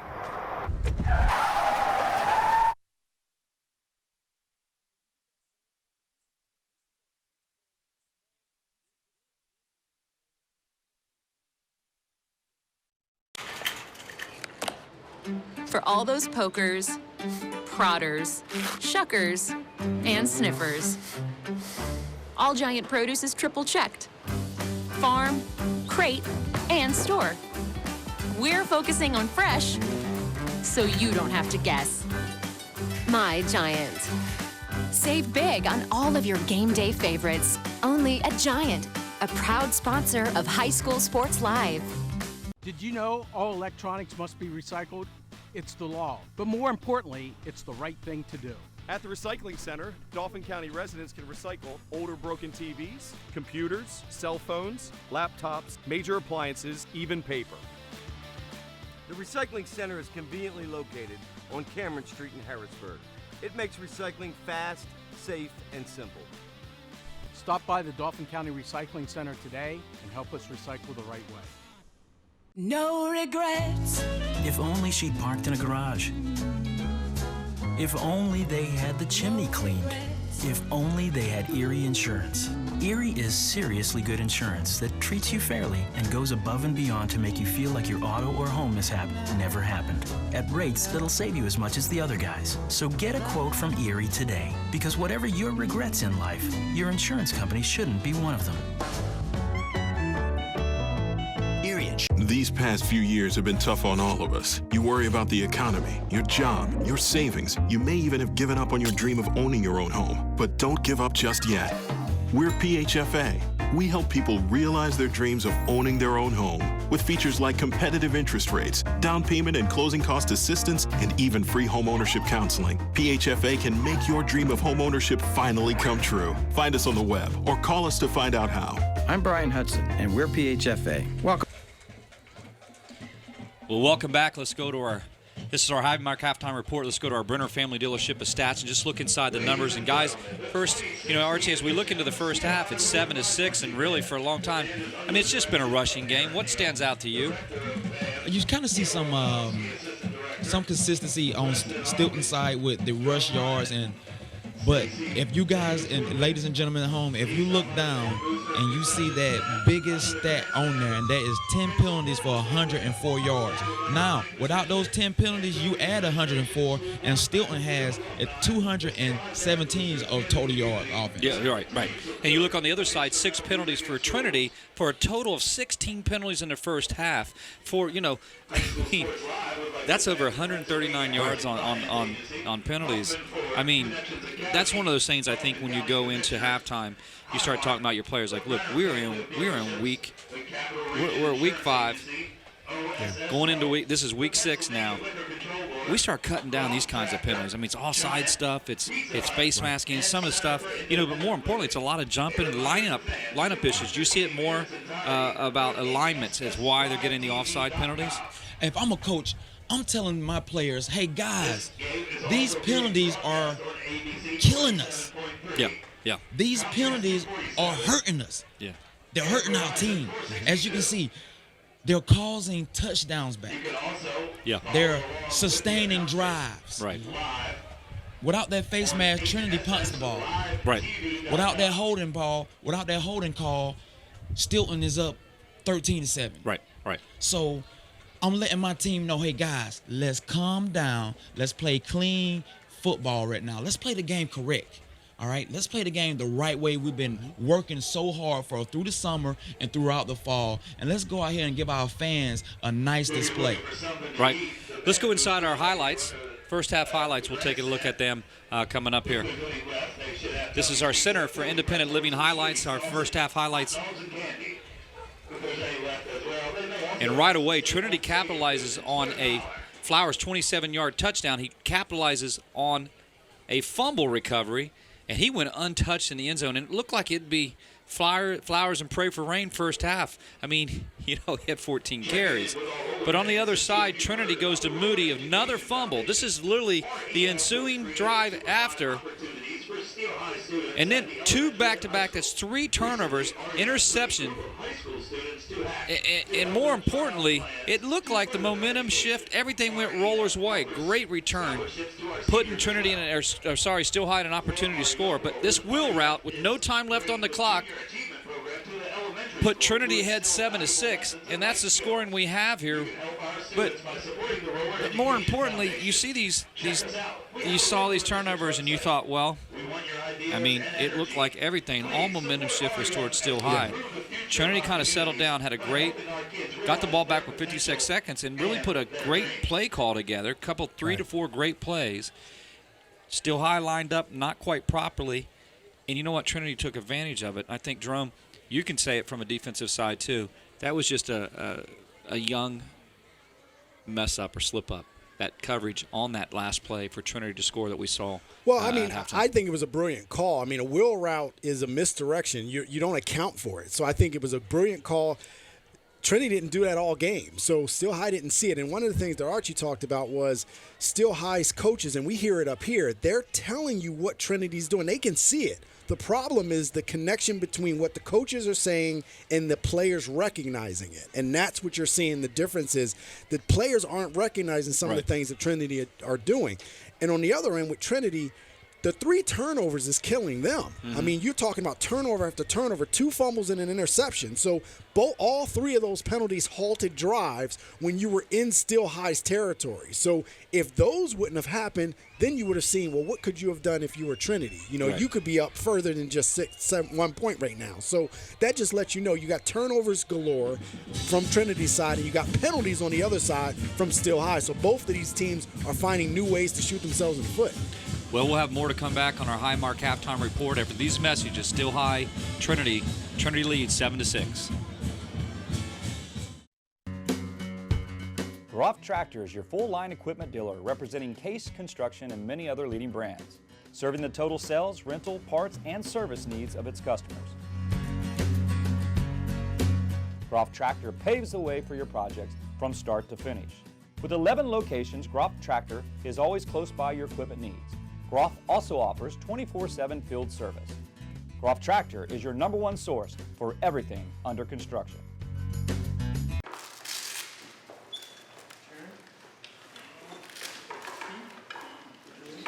There you go. Thank you, Mr. Lester. There you go. Get your seatbelt on, hon. That's okay. We have one.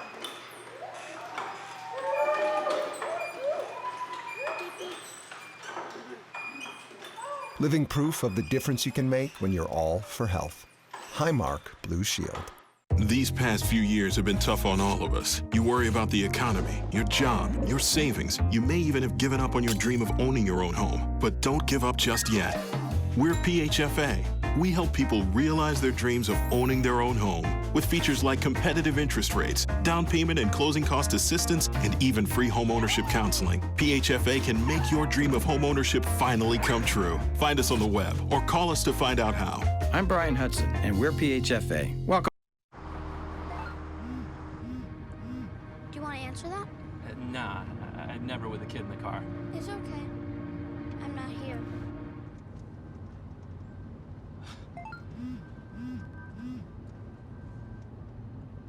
I'm there.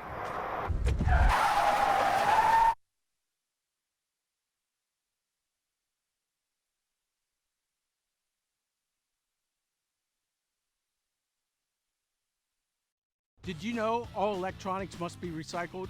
It's the law. But more importantly, it's the right thing to do. At the Recycling Center, Dauphin County residents can recycle older broken TVs, computers, cell phones, laptops, major appliances, even paper. The Recycling Center is conveniently located on Cameron Street in Harrisburg. It makes recycling fast, safe, and simple. Stop by the Dauphin County Recycling Center today and help us recycle the right way. Every day, we pride ourselves in what we do. Hard work is put into every pre-owned vehicle we put on the road. We make sure they are all safe and reliable for your peace of mind. Your real value comes from the Hoffman name and the people that stand behind it. So if you're in the market for a pre-owned vehicle, just call me, Ryan.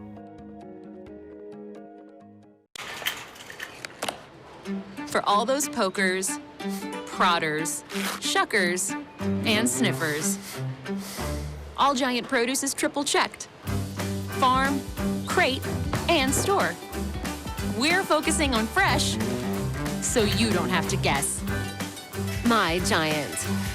Save big on all of your game day favorites, only at Giant, a proud sponsor of High School Sports Live. There was a lot of momentum shift in this game back and forth. Trinity came out first half, a couple turnovers. Somehow still comes away with the lead 7-6 on a real route with no time left on the clock. And Trinity has a 7-6 lead over Still High. And they'll have the ball to start the second half. Bogowski and crew will come on.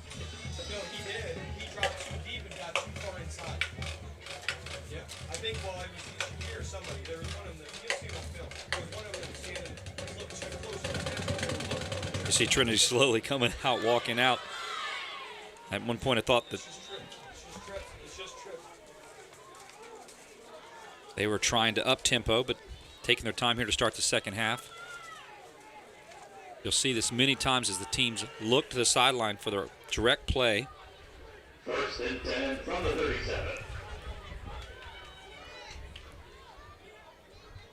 Bogowski, long cadence. Bogowski going out of bounds and nobody. Great coverage downfield. He had no open receiver.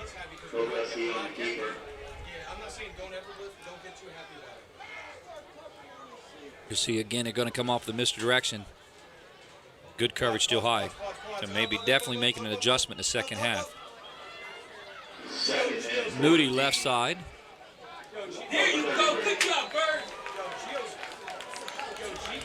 Great side tackle, left side tackle. By Cater on the right side. Second down, 14, and that'd be a loss of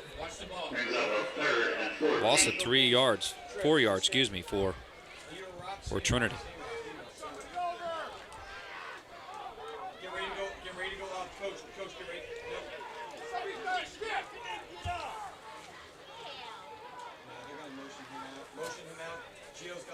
Moody goes in motion, trips wide receivers on the right side. Bogowski looking down the field, incomplete. Jake McHale was his intended receiver. And that'll be 4th down, so Still High gets the hold they need to start here the third quarter action.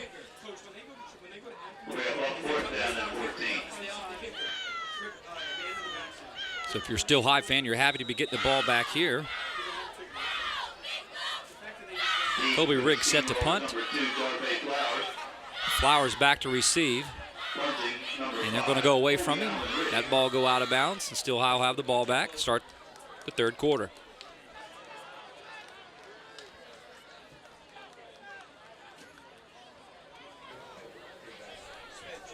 Beautiful night here on homecoming. Still High, Trinity in this Capital Division matchup. Both teams really want to come away with the win. It'll be 1st and 10 Steamrollers from around 32-yard line. Still High with the ball on the 32-yard line. 1st down and 10 for Still High.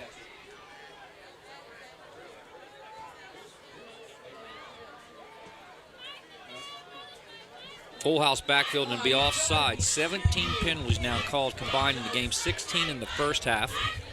That flag will go against the left side.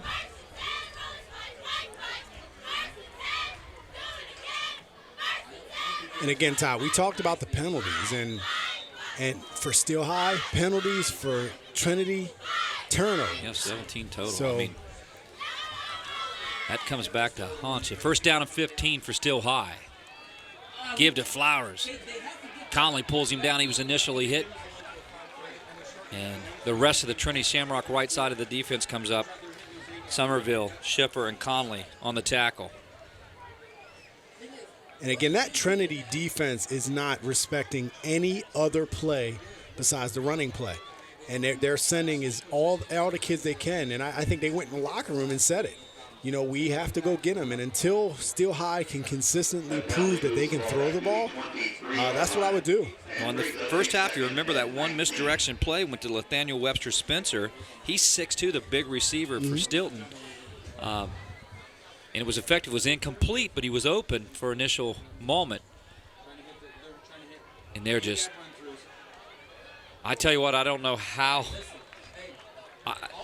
I don't know how Flowers came out of there. Well, I can see what Trinity is doing now. They are in attack mode, and there we see Archie Smith Jr. got the fries going.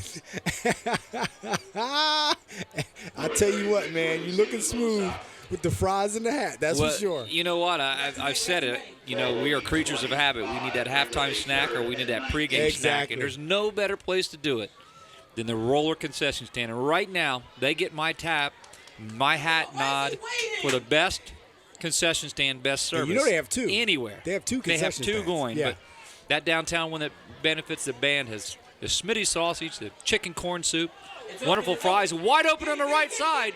Incomplete. Jack McCall comes and gets a hand in, knocks it out. And that's the play you wanted from Steel High. You wanted to test Trinity deep because Trinity is basically in man-to-man coverage, and they're sending everybody. And basically it's man on man. See if your young quarterback can air it out a little bit, and you see it. Everything was there. Good defensive play.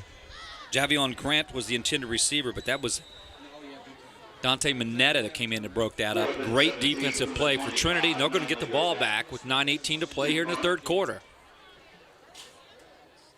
Neidlinger's punt.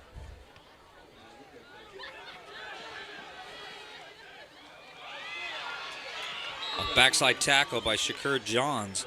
Great tackle. Young guy, too. Another sophomore. I mean, we've called a lot of sophomore names tonight on the actual Steel High side. Yeah, and that's the mistakes. I mean, you have a lot of young kids that are coming up in this stage, and they walk into this stadium that is such a staunched and tradition place.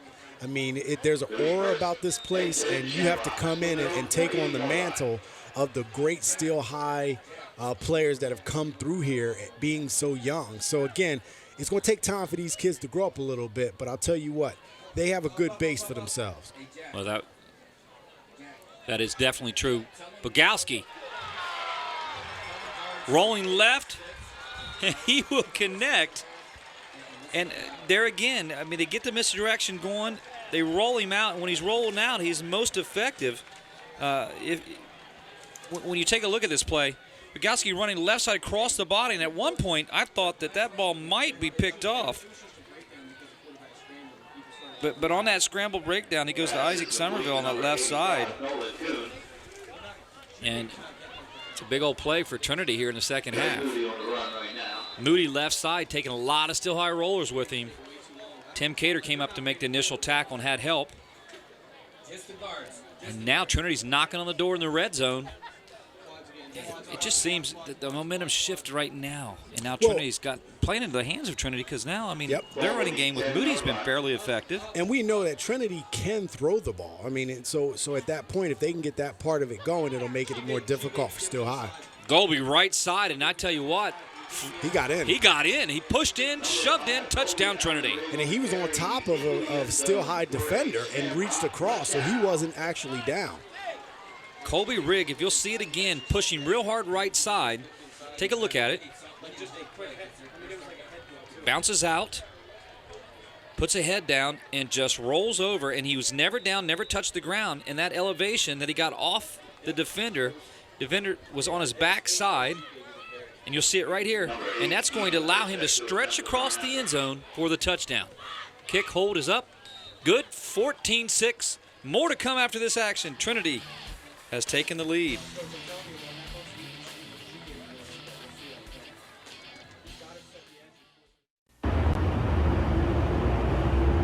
Karen has 459 friends, but none of them made sure she got home okay. None of them suggested she skip the next drink, try a glass of water, or maybe just call it a night. Karen has 459 friends, but tonight, what she really needed was one good one.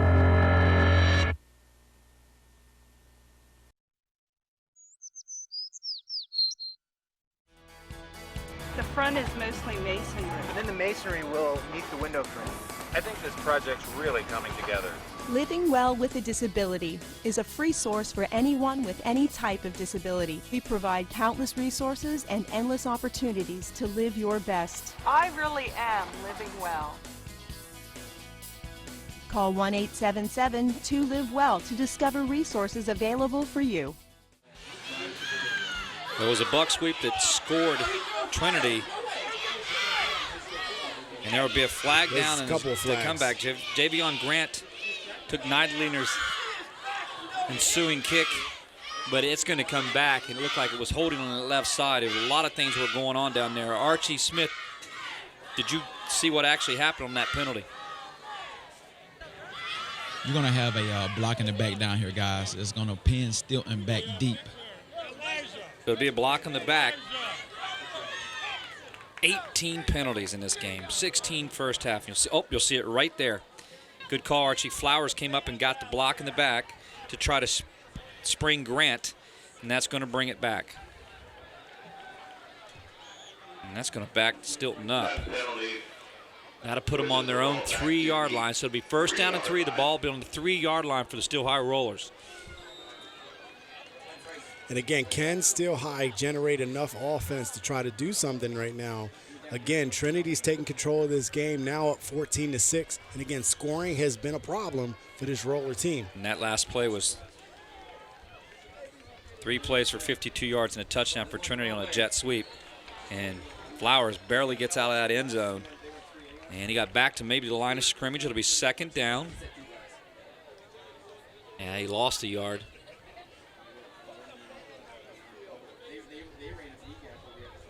Now it'll be a second down and 10.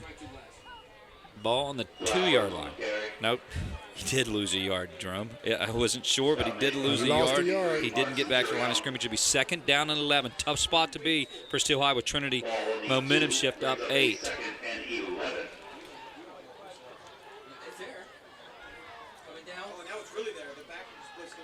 Dave on the right side. Flowers on the right side.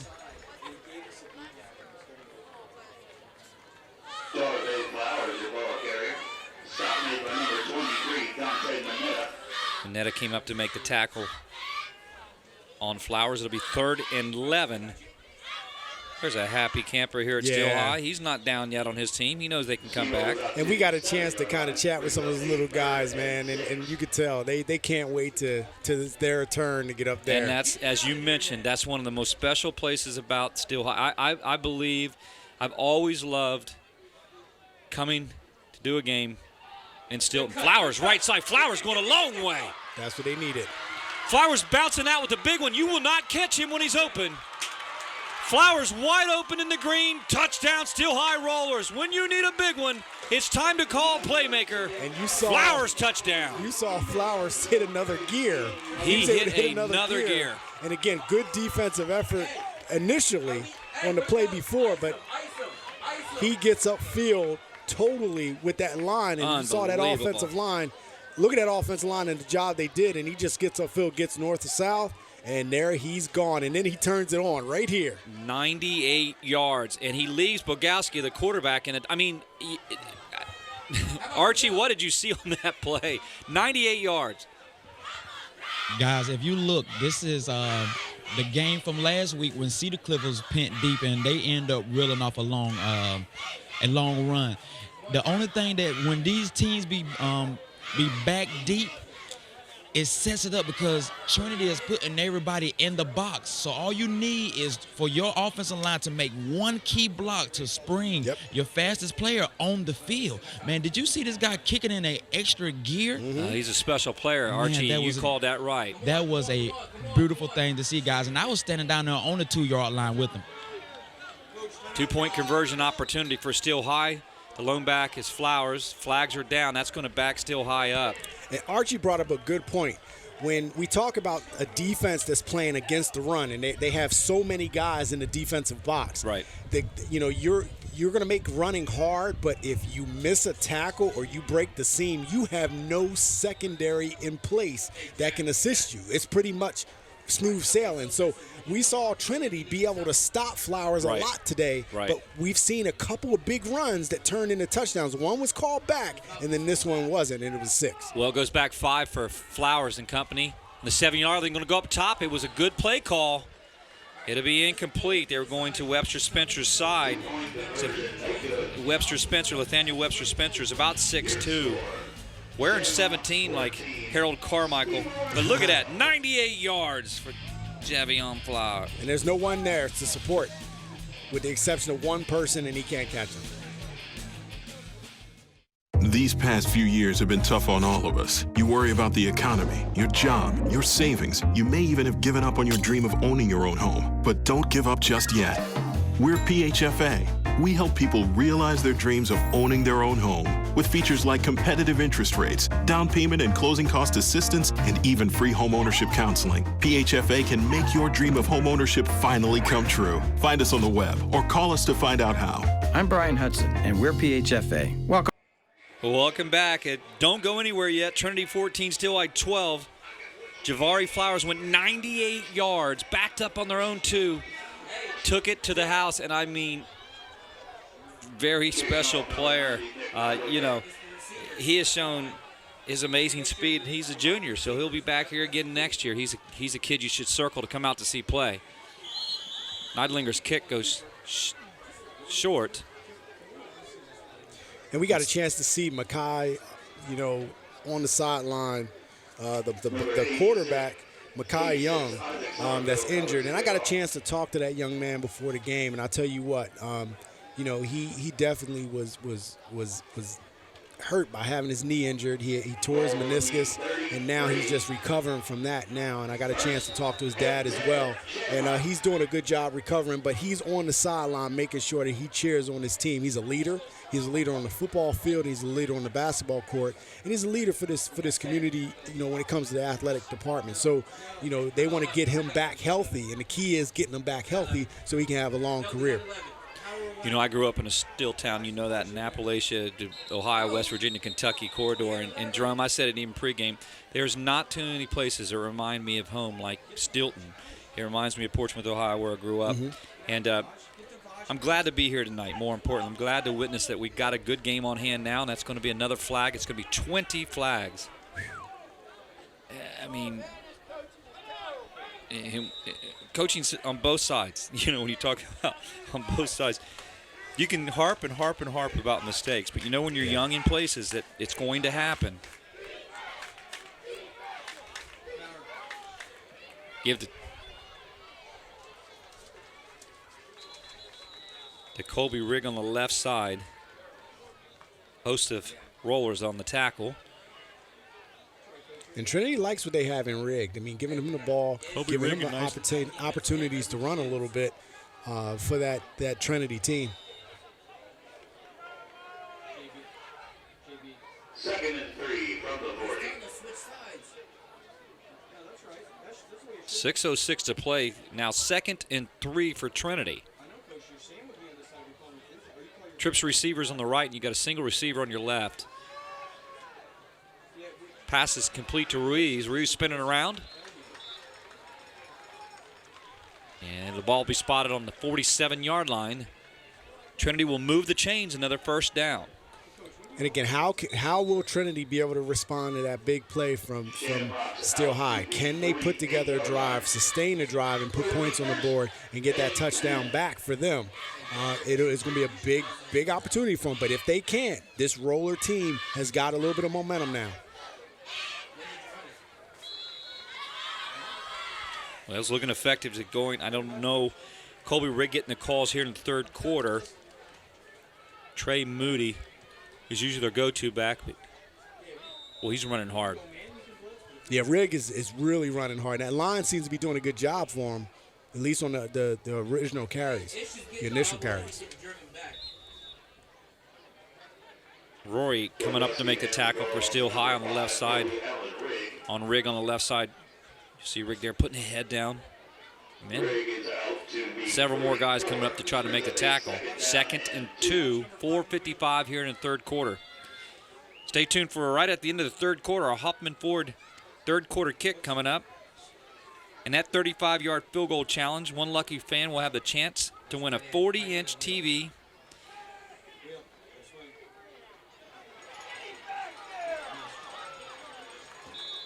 Rigg, the left side. So that third quarter kick by Hoffman Ford. I'm really anxious to see this thing go down. Now, we haven't seen anyone hit it yet. We saw a couple guys come close. Now, that 40-inch TV would be really nice. Now, our kicker tonight is Vince Skurbasic. Now, Vince Skurbasic has lived in a town for a long time. We talked to him before the game. 150 years of family here. His grandfather, Vince Skurbasic's grandfather, played on the 1927 team. And that fumble is going to be picked up. And looking for a block coming down the field, across the 10, knocked out of the 7-yard line.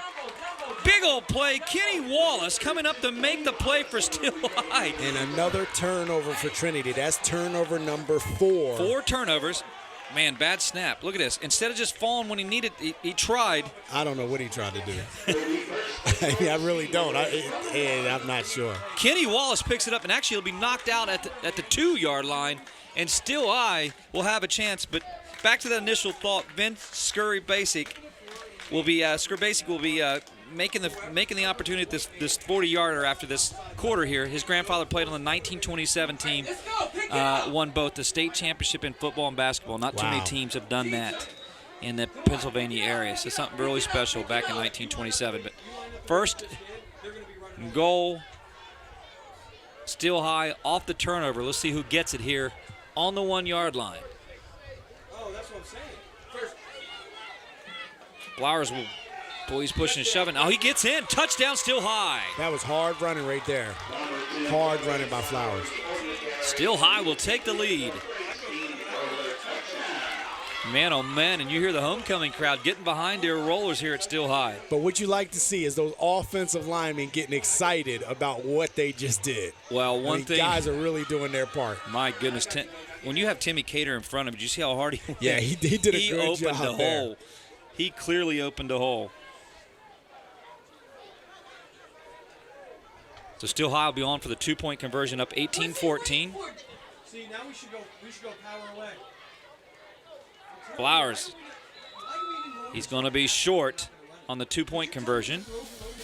And Still High is taking the lead right here on Flowers, which is off of a Timmy Cater block. He's going to rumble and tumble in for the touchdown. We'll be right back after these messages. Still High with the lead now. What were you thinking, Chuck?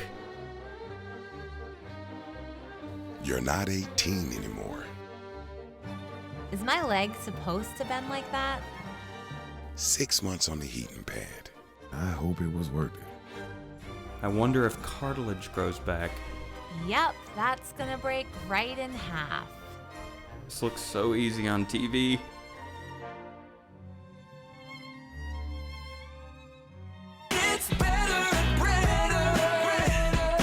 The Brenner family of dealerships gives you better pricing, better customer service, better selection, and a better service department for the life of your vehicle. We'll show you how at Brenner Chrysler Jeep, Brenner Nissan, and Brenner Pre-Owned. The Brenner family of dealerships on the Carlisle Pike, Mechanicsburg, and on Paxton Street, Harrisburg. 24/7 at BrennerFamily.com.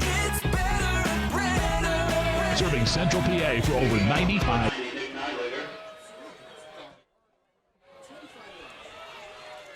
Well, welcome back. Still High is just taking the lead 18-14. And it's been quite the momentum shift, more importantly. Advanced Hoops AAU tryouts are coming up October the 29th. This is a great time to get an evaluation from the Advanced Hoops staff and prepare for the upcoming spring AAU season. Advanced Hoops is the top AAU program year after year, so sign up at www.advancedhoops.com or call. Also, our next broadcast, Carlisle at Cumberland Valley. You can check our full schedule out at www.hsslivetv.com. We should have a great one next week at Cumberland Valley. 3:46 to play, first down and 10. Stay tuned. Right at the end of the third quarter, we have our Huffman Ford 35-yard field goal attempt. And boy, the momentum has changed, and the effort now coming out of Steel High Rollers, coming up to make a beautiful open field tackle, is John Shepard Anderson. And again, Moody's back in the game, and he just does a swing route, and defense just very effective by Shepard Anderson. Just comes up from his cornerback position and makes a play.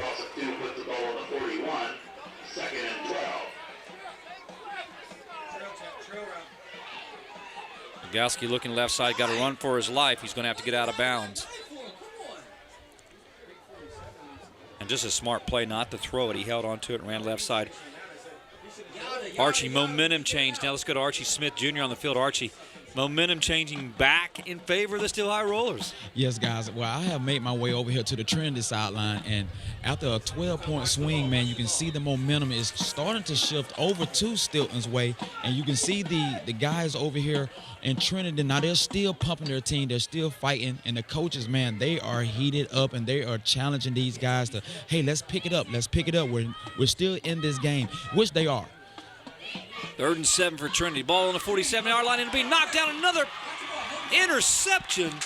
And coming up to make the tip is Kareem Rory. That's the 5th turnover. Jerome, I mean, great play by Rory. 5th turnover, 2 interceptions, 3 fumbles, or 2 fumbles, 1 bobble snap that is a fumble as well, so 3. And just that's what's nailing this Trinity team. They cannot have these turnovers, and many times you can't survive 3 turnovers, let alone 5, and win a game. And there's a shot on homecoming day. The Steel High Roller crew, they've been enthusiastic for their team, bringing the cheers on tonight, keeping the fans behind them here at Steel High.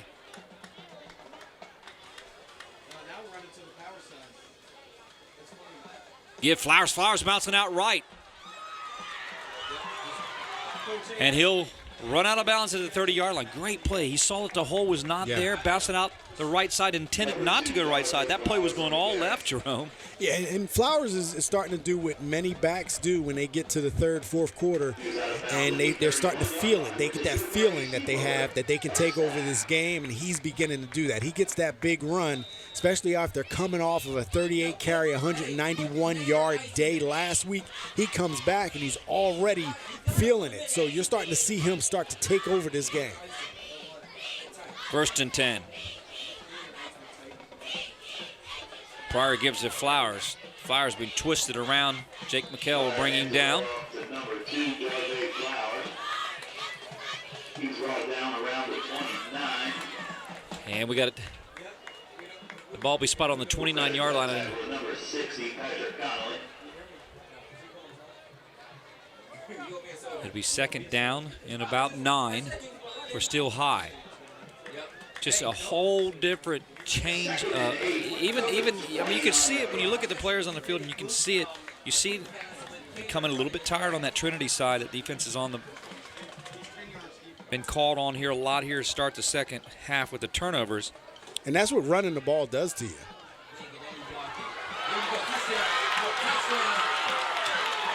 And that'll be a Steel High Roller touchdown, and the momentum and the shift now is starting to really change pace. That's Lockett, Isaiah Lockett, who usually plays free safety, the senior.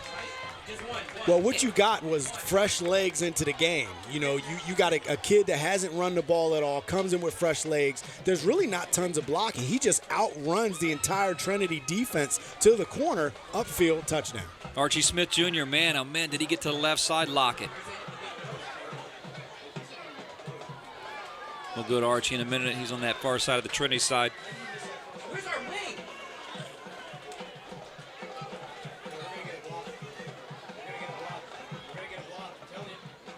Neidlinger's kick is up, and it's good. Take a look at this play. Lockett, left side. He will not be denied, not be touched. Touchdown, Still High. More after these messages.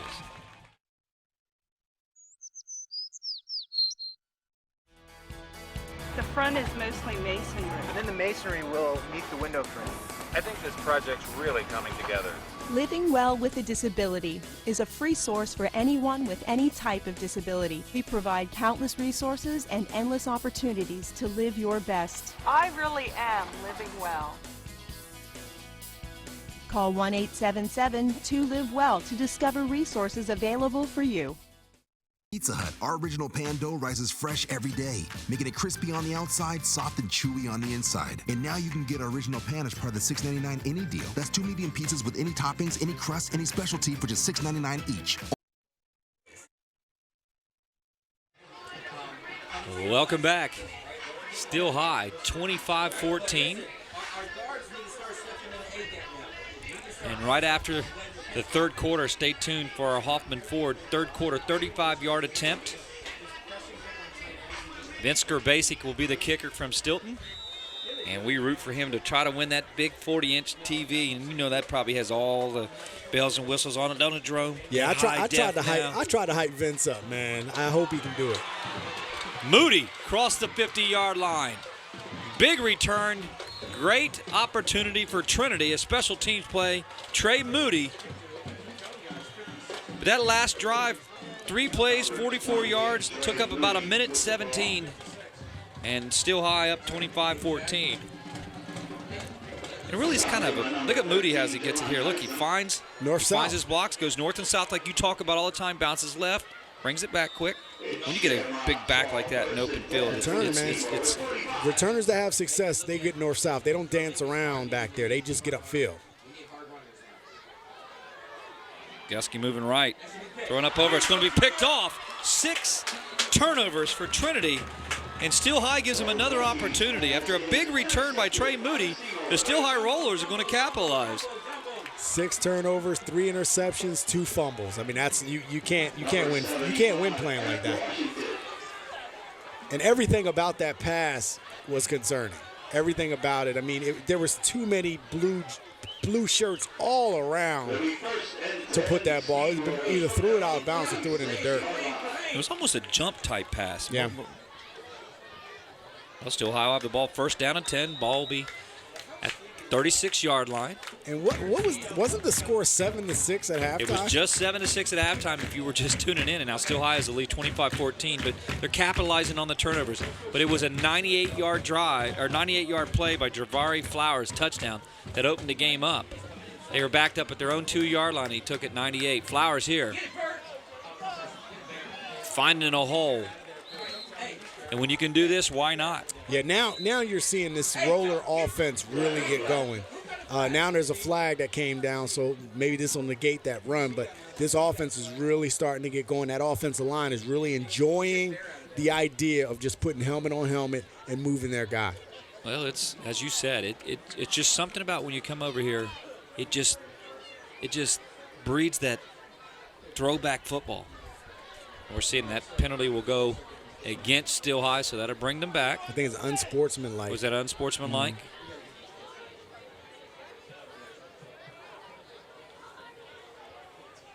Steven, prior to that picture tells it all. Coach is going to play and say, all right, it was coming back here, 1:39 to play. That penalty moves the ball back to the 31-yard line.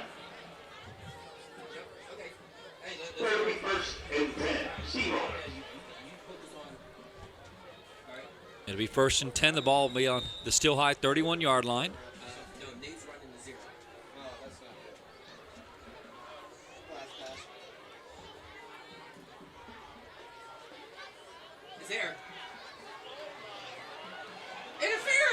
Oh, my goodness, I was going to say, flag's got to be probably down on that. It looked like interference. Nathaniel Webster Spencer was the intended receiver. Stephen Pryor threw the ball up, and you know what? You can't blame him for that. Throw the ball up and let Daniel Webster Spencer go get it. When you have guys that are 6'3", 6'4" out there, I mean, you have a small quarterback. Now, what happened was I think the ball was a little disrupted on the pressure at the quarterback.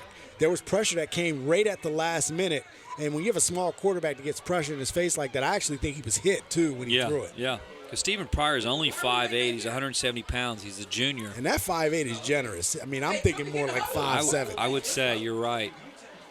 That penalty is going to go, pass interference on Trinity. But he got some pressure by Isaac Somerville, number 86, the defensive end, who actually at the last minute hit him while he threw the ball. So it took a little bit off of that pass. So as Stephen Pryor was hit, he got the ball off, pass interference, ball will be on the 46-yard line, 1st and 10 for Trinity, or still high, excuse me.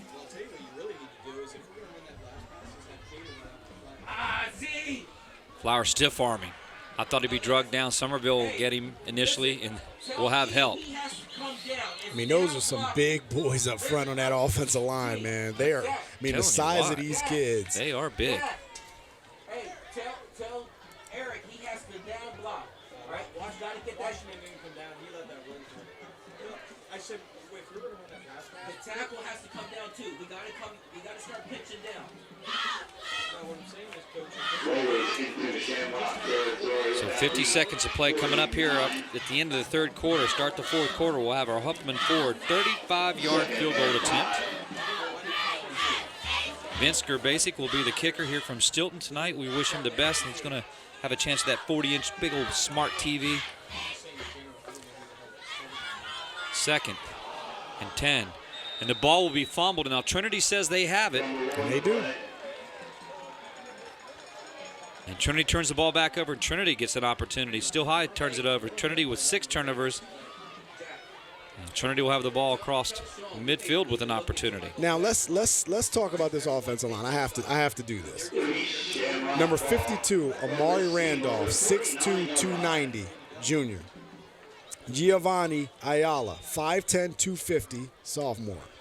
Shaquan Benton, 6'2", 240, senior. Zamir Pittman, 6'4", 330, senior.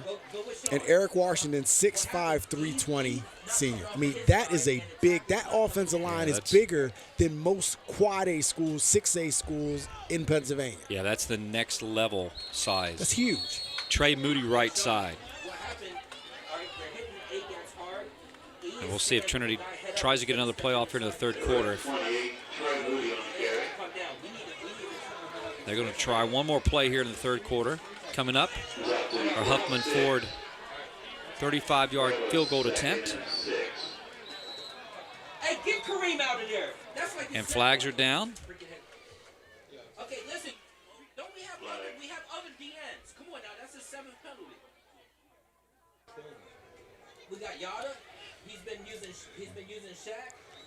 And once again, that's another penalty for the Rollers. And you don't want to give this Shamrock team any added yardage right now. So you end the fourth quarter. You have this game under control if you're still high. 25-14, you're under control, but you don't want to give Trinity any more momentum. Yeah, Kareem Rory jumped off sides. That's about the 6th time he's jumped off sides. We'll be back, start the fourth quarter. We'll have our Huffman Ford 35-yard field goal attempt coming right back. Did you know all electronics must be recycled? It's the law. But more importantly, it's the right thing to do. At the Recycling Center, Dauphin County residents can recycle older broken TVs, computers, cell phones, laptops, major appliances, even paper. The Recycling Center is conveniently located on Cameron Street in Harrisburg. It makes recycling fast, safe, and simple. Stop by the Dauphin County Recycling Center today and help us recycle the right way. That's Vince Gerbasic from Stilton, set to kick the 35-yard Huffman Ford kick. And, man, we root for him for 40. Gerbasic gets the top of it. Vince, that's all right. He tried a 35-yard attempt. He's going to miss that beard, one, but I tell you what. I love that beard, though. I like Vince Gerbasic. He is a true Stilton man. He has family that goes back 150 years He does, to the Stilton area. Here, more importantly, his grandfather played on the 1927 team that actually both won the state championship in football and basketball. But here's another important stat that Vince provided us. The Golden Gate Bridge, still from the Golden Gate Bridge, was actually formulated and made here in Still High. Wow. That now makes that bridge today. That's amazing. And he's kind of a Still High historian, so to be. Coming the other side and broken up, incomplete. Rogowski's pass was incomplete, and Isaiah Lockett came up to break it up. That was a good defensive play by Lockett, just getting there, covering back from his safety position. Almost had a possibility at interception, but knocked that ball down. You don't want to give a receiver the opportunity. So Trinity's not done. They're still trying to take their shots and get back in this game. It's 3rd down and 24. Still High 25-14. Fourth quarter action here on ABC 27. And that's the 7th time that Kareem Rory has jumped off sides at the defensive end position. He's drawn 7 of the flags, and they're going to pull him off the field here now. And again, you got to make sure that as you're on defensive line, you got to watch the ball. You can't go off at any count. You have to watch the ball. He's trying to go off. He is jumping that count. He's trying it's to not jump working. the count, yeah. Now Benton will come in at the defensive end for him, and Rory will come off the field. Give Trey Moody. Moody finding a hole, crossing the 30-yard line, and he'll be tackled by Stephen Pryor coming up to make the tackle, the quarterback.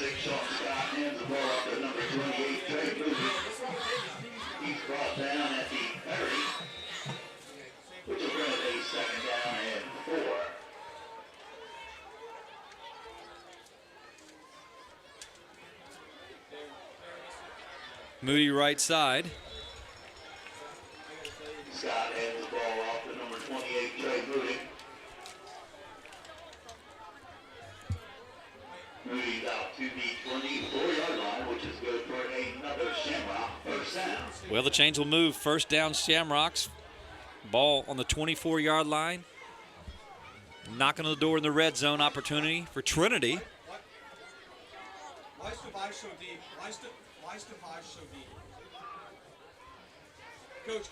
You got Trinity trying to really get themselves going running the ball. Trey Moody running hard. He is. Crossing the 10-yard line down to about the 5. 7 make it. And there's so much time left for Trinity. Oh, yeah, I mean, no they doubt. have more than enough time to try to get themselves back in this game, and one score will do that.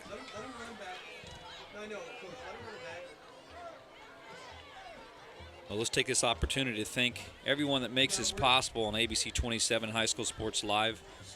From executive producer Charlie Fortney. There's another penalty. Intern Ryan Shipper. Randy Trossel. All of our Invicta crew, his staff, Chad Edwards and staff. I tell you what, we can't do it. These guys get early, set up way, way, way before we ever get here, and break down way after we leave. So on behalf of all our crew here on ABC 27, we're just really tickled to death that we can continue to bring you Friday night football action. And then, next week, Cumberland Valley, Carlisle. Carlisle, and I think Carlisle's playing Susquehanna Township tonight. I know Susquehanna Township, I got a chance to talk with Joe Heaton this week, and he just, we're talking about some of the Keystone matchups. We had a great one last week in Cedar Cliff and Bishop McDevitt. Now everybody has a loss in that division. Talking to Joe Heaton, he said, hey, this is anybody's division. We're going to see a lot of things. And then Cumberland Valley knocking off Central Dauphin. They seem to have their number the last couple years. We just got a lot of great football around in the Mid-State and got a good one here, 25-14, and Trinity will have the ball. 1st and 10, the ball on the 24-yard line. Plenty of time, as you said, Jerome, on the clock. Yeah, definitely. You want to talk about football in the area. Cumberland Valley and really get a chance to see Charlie Catcher, one of their big guns there at Cumberland Valley, the receiver and defensive back. And he's getting some really big Division I looks. Penn State is among them. And he's only a junior this year. And I remember talking about him last year as a sophomore and how grown he played, you know what I mean? So, again, getting a chance to see Cumberland Valley, getting a chance to see Bishop McDevitt, that Cedar Cliff team that we know is very tough. We got a chance, we've had an opportunity to cover Central Dauphin, who, even with that loss to Cumberland Valley, they're still a hard out. No doubt about it. And in Susquehanna Township a couple of times, and we saw the talent that they have. So some really good games coming up on the docket for us, and we're just happy to bring the games to you at home. Rain, sleet, snow, or shine, we're going to be here trying to bring that high school football from Central Pennsylvania to your living room. It's good that we're able to provide that and get these kids that kind of exposure so that they can TiVo it, man. They can watch it tomorrow and see themselves on TV. 1st and 10, Trinity, the ball 24-yard line. 1st and 10 from the 24. They're going to pass it. Counter, or they're going to pass it? And Sean Scott has entered. He's a defensive back. He's quarterback now. Colby Elby will actually carry the ball to the 2. Colby Riggs, will carry the ball to the 2, and he's down on the field now. So Bogowski, the starting quarterback for Trinity, is not in right now. I don't know if he was hurt. Well, he's cramping up. Then Sean Scott, who's entered, the senior, he's usually listed as a wide receiver and defensive back. He's playing quarterback now for Trinity. And yeah, this is good to see that it's just a cramp for Colby Rigg. Well, you have a quarterback that's thrown 3 picks at this point, and I think, and also had some problems with just the snap, too. So, in that sense, maybe the coaching staff wants to see what they can do to change the momentum of that. And even with those turnovers, they're still in this game, and if they can score here, right. I mean, you're talking about a really, the ability for them to overcome those turnovers is huge. With 10:43 left, they have more than enough time to make something happen. We're going to take a break, and we'll be right back after these messages until we make sure that our players are okay. More to come here in the 4th quarter. These past few years have been tough on all of us. You worry about the economy, your job, your savings. You may even have given up on your dream of owning your own home. But don't give up just yet. We're PHFA. We help people realize their dreams of owning their own home with features like competitive interest rates, down payment and closing cost assistance, and even free home ownership counseling. PHFA can make your dream of home ownership finally come true. Find us on the web or call us to find out how. I'm Brian Hudson, and we're PHFA. Welcome. We'll welcome back 1st down. Ball spot on the 1-yard line for Trinity. Give to Trey Moody. Trey Moody walk in. Touchdown Shamrocks. The game is not over by any means. And that's just good power football by that Trinity team, relying on Moody, who's been having a good game running hard.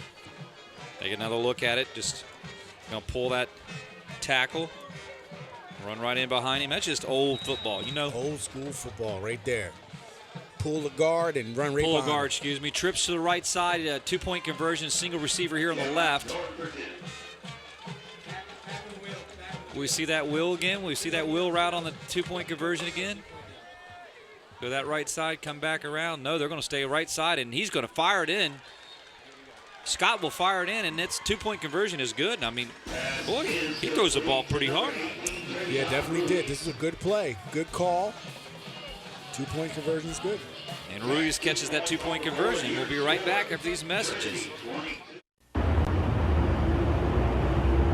Karen has 459 friends, but none of them made sure she got home okay. None of them suggested she skip the next drink, try a glass of water, or maybe just call it a night. Karen has 459 friends, but tonight, what she really needed was one good one. Did you know all electronics must be recycled? It's the law. But more importantly, it's the right thing to do.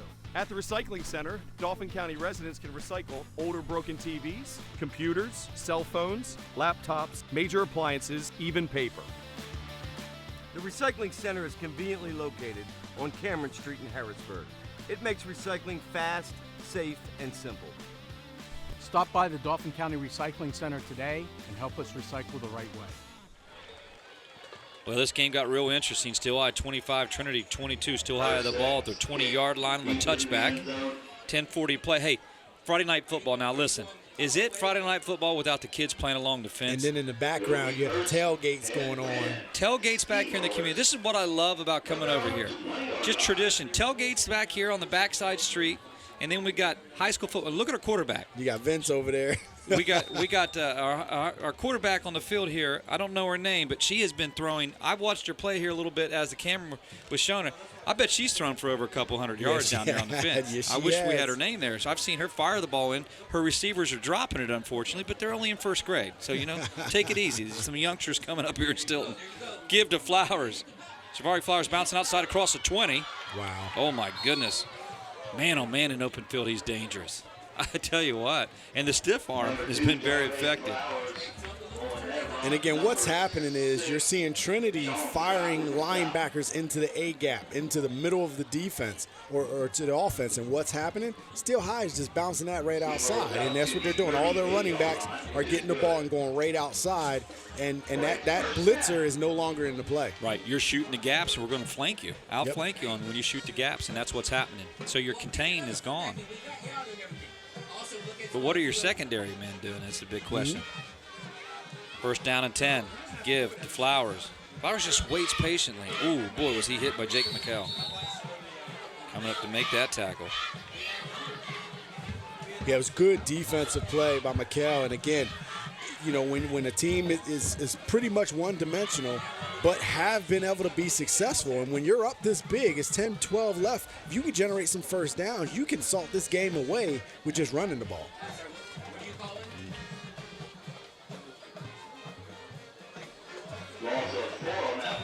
Actually, Minnati come up also to make that tackle. Helmet to helmet, though, they went. In our day, we went helmet to helmet. No one really talked about it, did it? No. I mean, you put your head down and you got your head hit. And now we know that too much of that it's very dangerous for your future. Shavari Flowers across the 40, across the 45-yard line, just shy of the 45. The ball will be spot on the 44-yard line. I am so impressed at how hard Flowers runs for a guy that's his size. I mean, he's a tall 60-pound kid, so he's not the biggest dude in the world, and he's going forward, running hard. It seems like he's getting stronger as the game goes on, which is great for him.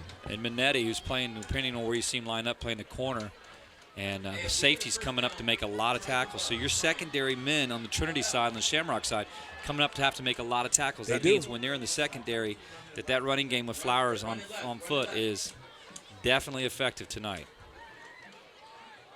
Flowers again. He had really nowhere to go. And the ball will bounce out, and Trinity will have it. Wow. Oh, big play for the Trinity Shamrocks. I don't know who knocked the ball out. That was huge. And again, it seemed like Flowers, in that play, he tried to do too much. Instead of just that's one of those where you take the 1 yard gain or 1 yard loss instead of going backwards like this and setting yourself up. And then all of a sudden the ball's a little loose and the ball gets stripped out. Well, Will Stevens comes up on the fumble recovery. But Colby Riggs was the initial man who came up and hit Flowers and knocked it out. And Stevens comes up and returns it. Trinity has the ball first down and 10 on the 30-yard line. Scott is the new quarterback.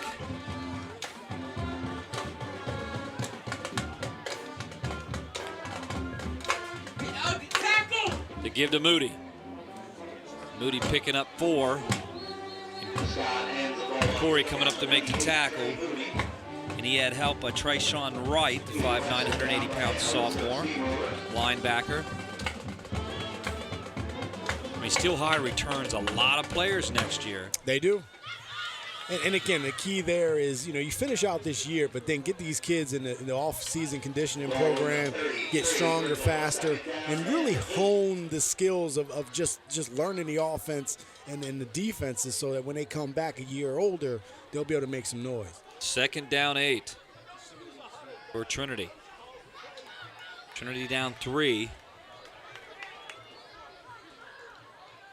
Give to Moody. Moody bouncing out right.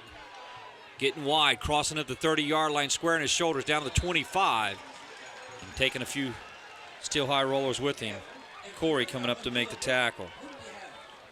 And again, Moody gets upfield. He immediately gets to the point where he gets wide and then turns his shoulder and gets upfield north-south. He's in L2B steamroller 24.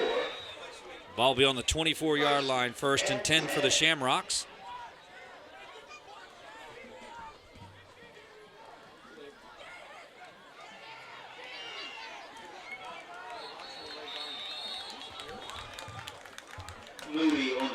Moody on the left side, nothing to be found.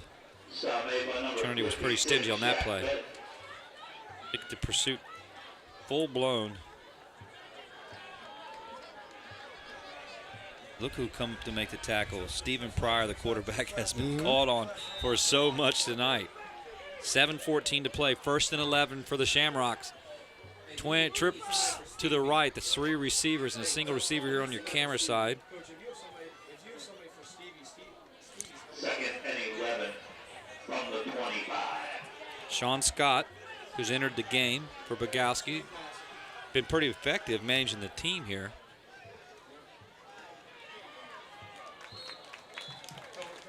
And there's Cater, comes up, make a big play from that defensive line position.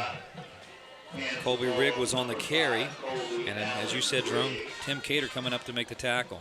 Cater inserted into the lineup tonight, his first start, his first game since coming back to Still High. Big talk all week about Timmy Cater returning home. There is some high anticipation in the mid-state. 3rd and 10, 6:20 to play. And Trinity's going to need a timeout. They're going to come talk about it. Big play, 3rd and 10.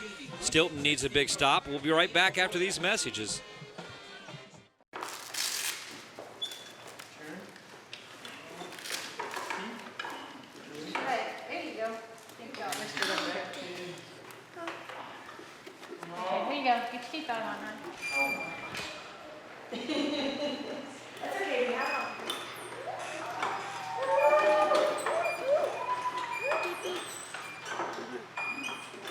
Living proof of the difference you can make when you're all for health. Highmark Blue Shield. What were you thinking, Chuck? You're not 18 anymore. Is my leg supposed to bend like that? 6 months on the heating pad. I hope it was worth it. I wonder if cartilage grows back. Yep, that's gonna break right in half. This looks so easy on TV.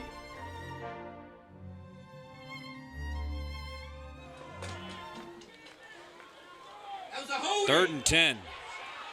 Scott left side. Bull, man, good tackle, but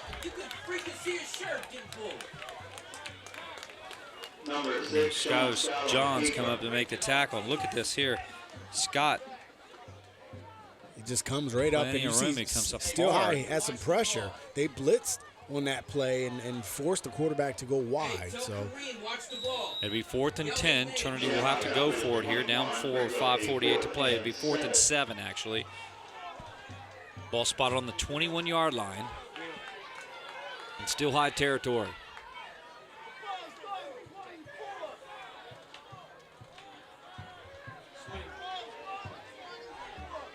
Trinity take their time.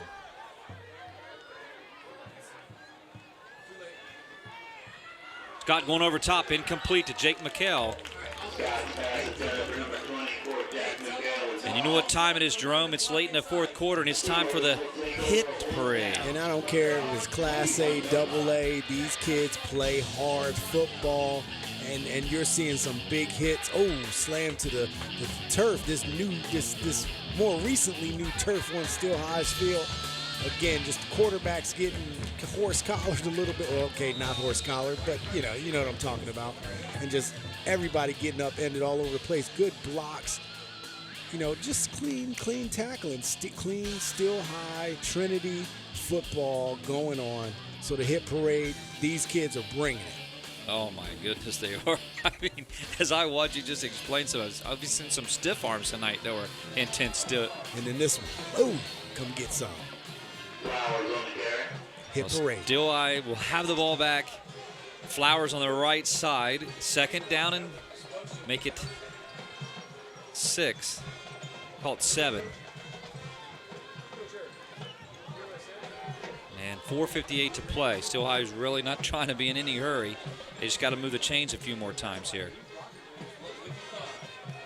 Then you got a little roller. Hey, ready to play next year. Maybe a tired roller. Would that be a great way to say it? Maybe a little tired roller here tonight. Nah, he don't look tired. He look like he's ready. He wants to get out go. there. He wants to get out there. 2nd and 7.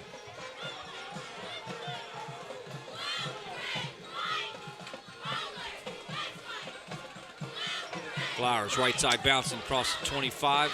Make it the 28-yard line. He'll be drug out of bounds.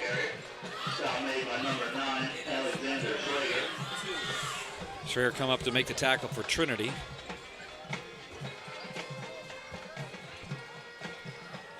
Steamrollers out to the 29. Brings up a 3rd and So this is a big 3rd down. 3rd and 2 for Trinity, or Still High. That's saying this game is still anyone's game. I mean, 22-25, 3:50 left in the game, so it's still anybody's game. Flowers left side. You got it. And that's how you do it. When you have to, just go to your workhorse. First down, move the chains. And lean on that big line. I mean, if they can continue to do that, they'll be able to salt this game away and not give the ball back to Trinity. Yep. But, you know, you got that line has to do their part. You know, you got to go to work like this town. It's a long time tradition of steel workers through the past. You got to have a steel worker type mentality now. You do. You're the offensive line. First down and 10, 3:30 to play. Still High, hoping to get their 2nd victory. Trinity hoping to get their 3rd.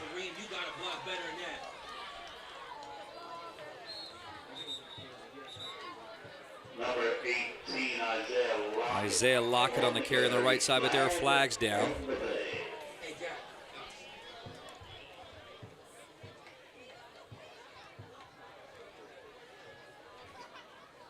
And another flag in the game. I mean, how many is that right now? I mean, we're up. I was keeping count, and we were well over 20 to start the 3rd quarter. I venture to say we're somewhere around 25 or 26 penalties in this game.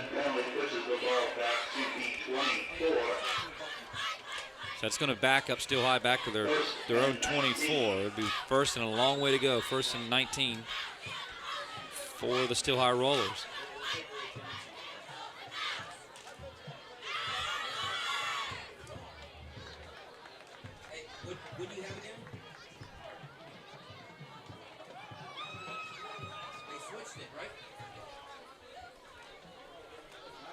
Give to Flowers. Flowers on the right side, pushing hard, crossing over the 30-yard line. Flowers on the carry.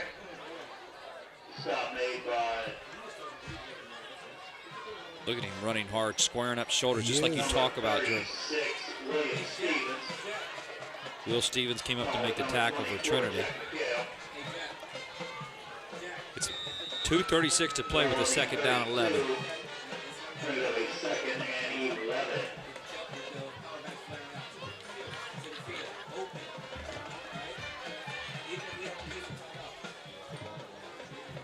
Yeah.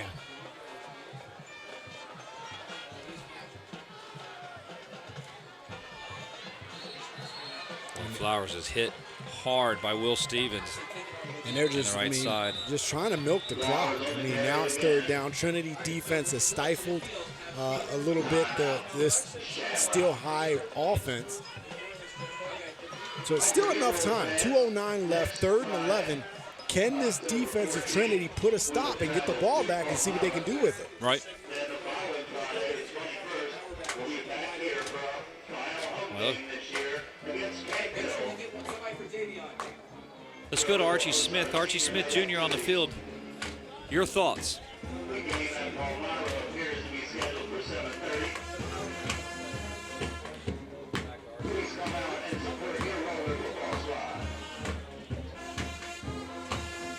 go down to Archie Smith Jr. on the field for your thoughts. Archie?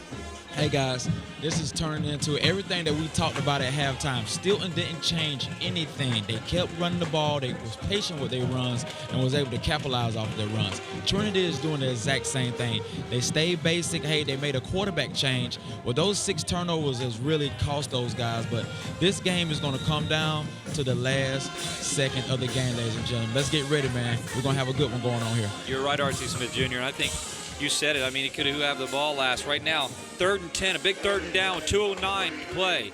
Flags are down. Flowers with a carry.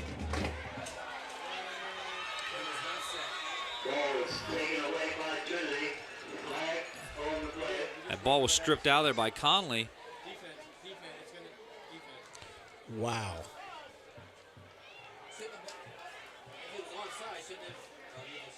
It's illegal shift on Still High. So Trinity will get the ball Trinity's back. going to get the ball back. In very good field position, right outside the red zone at about the 21-yard line. They'll have the ball on the 21-yard line. We'll take it. It was a legal shift. And then watch what happens.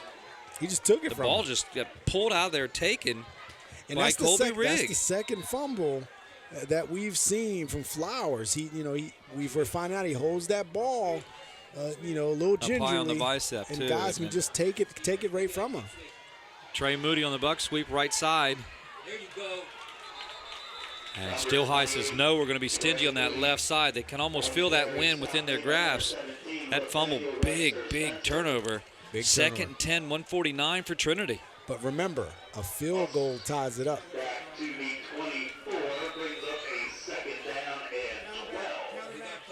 be 2nd and 12 on the 2-yard loss. Trey Moody looking to find room. And the pile of Still High players. Corey coming up to make the initial tackle. Stephen Pryor, also the quarterback, coming up to make it.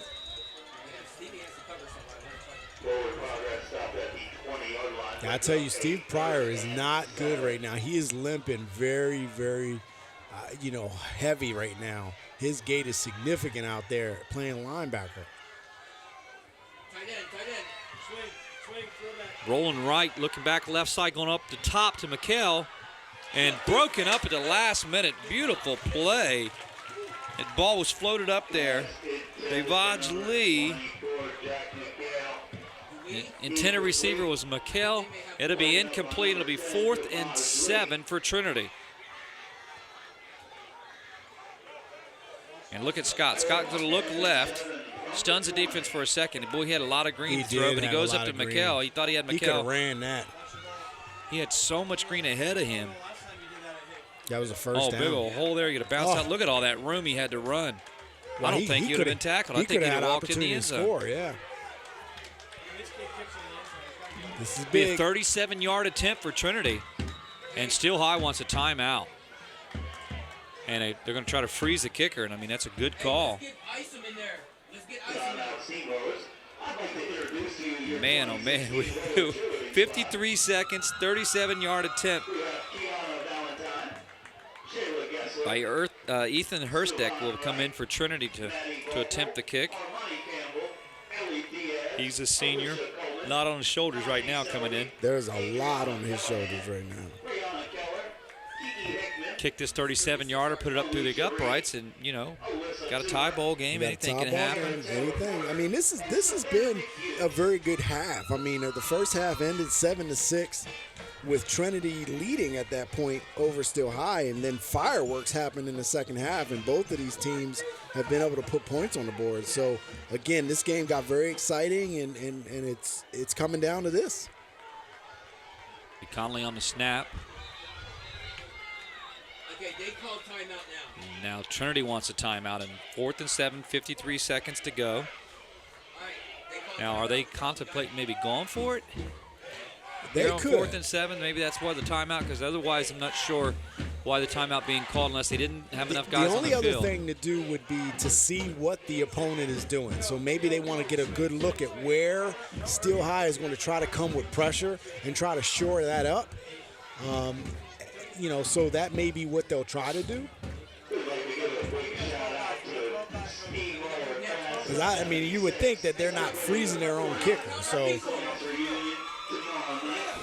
now, if you're the Rollers, you got to get your hands up, especially in the teeth of that defense, because this is a long kick, so it's going to be a line drive.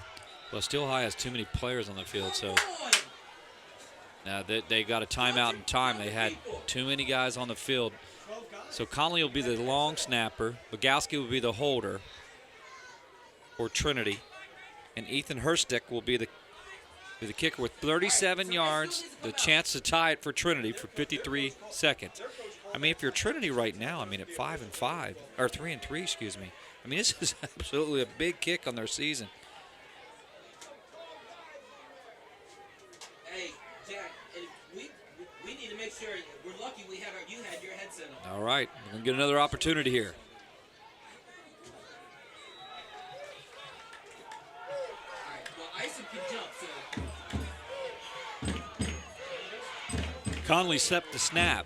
Both with Bogowski with the hold. The kick is up and it's low and it's outside and it's no good. Steel High will get the ball back with 49 seconds to play. Everything looked good from the snap to the hold. Just a low line drive. Take another look at it. Let's see if everybody got it. Bogowski, the quarterback. Oh, yeah, everything was good there. Yeah, I mean, what you have in situations like this is a long kick, so it has to be a long drive or a line drive, so you don't get height per se. Right. You're trying to get distance, so it's lower.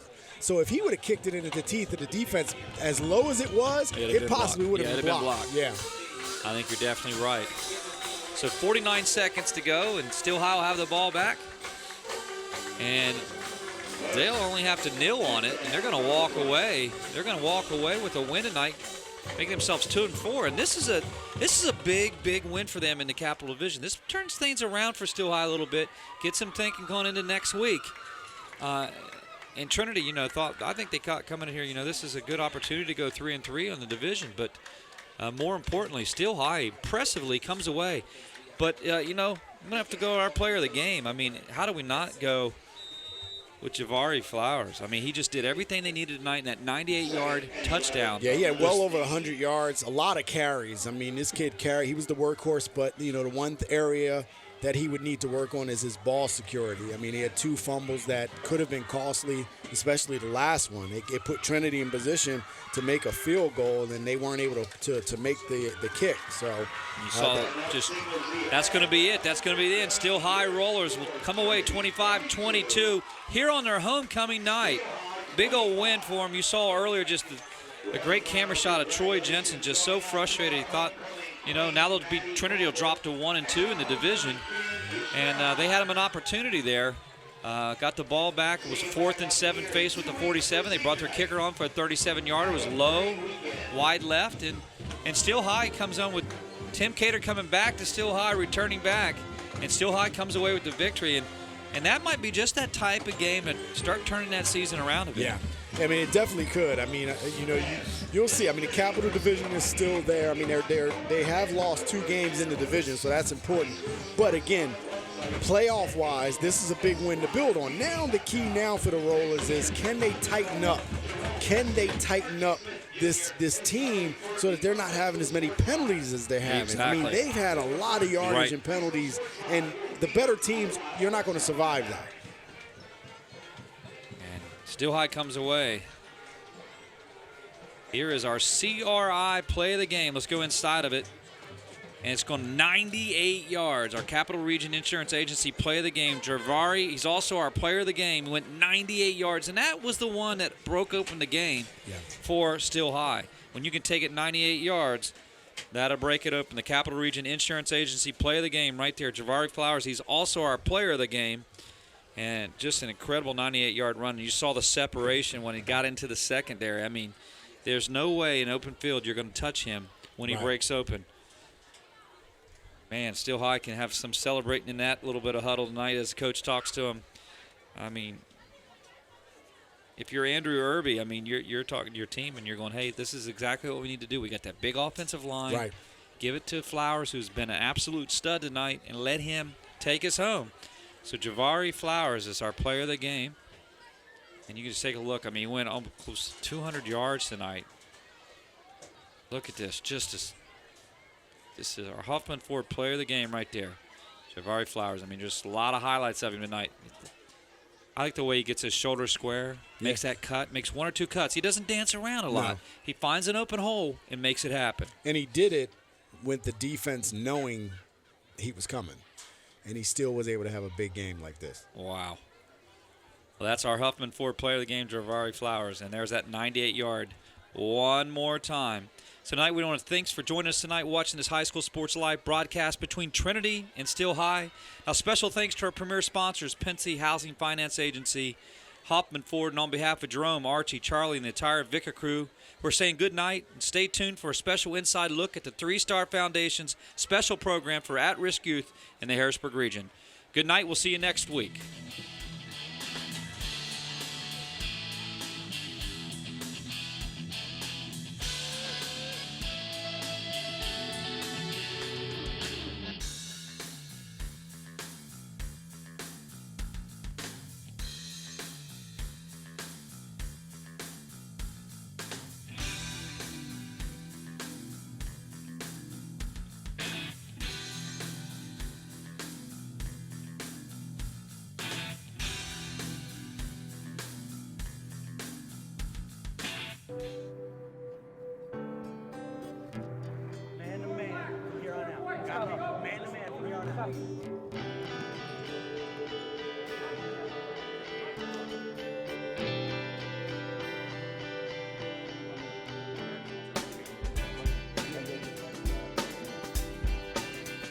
It's real serious out there. I know a lot of guys, you know, a lot of your boys are out there dying. It ain't no joke. The grave ain't no joke.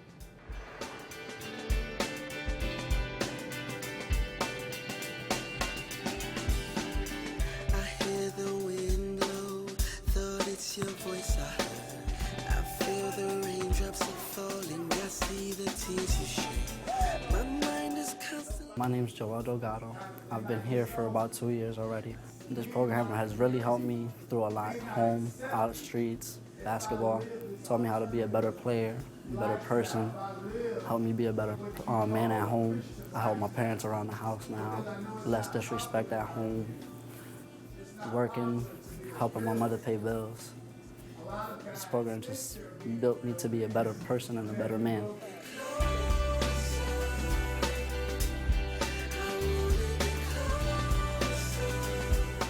The director, he came to me asking that I want to come and join this program, and I seen him at the Boys and Girls Club because I work there, and he told me about the program and what it's worth. It's a great combination.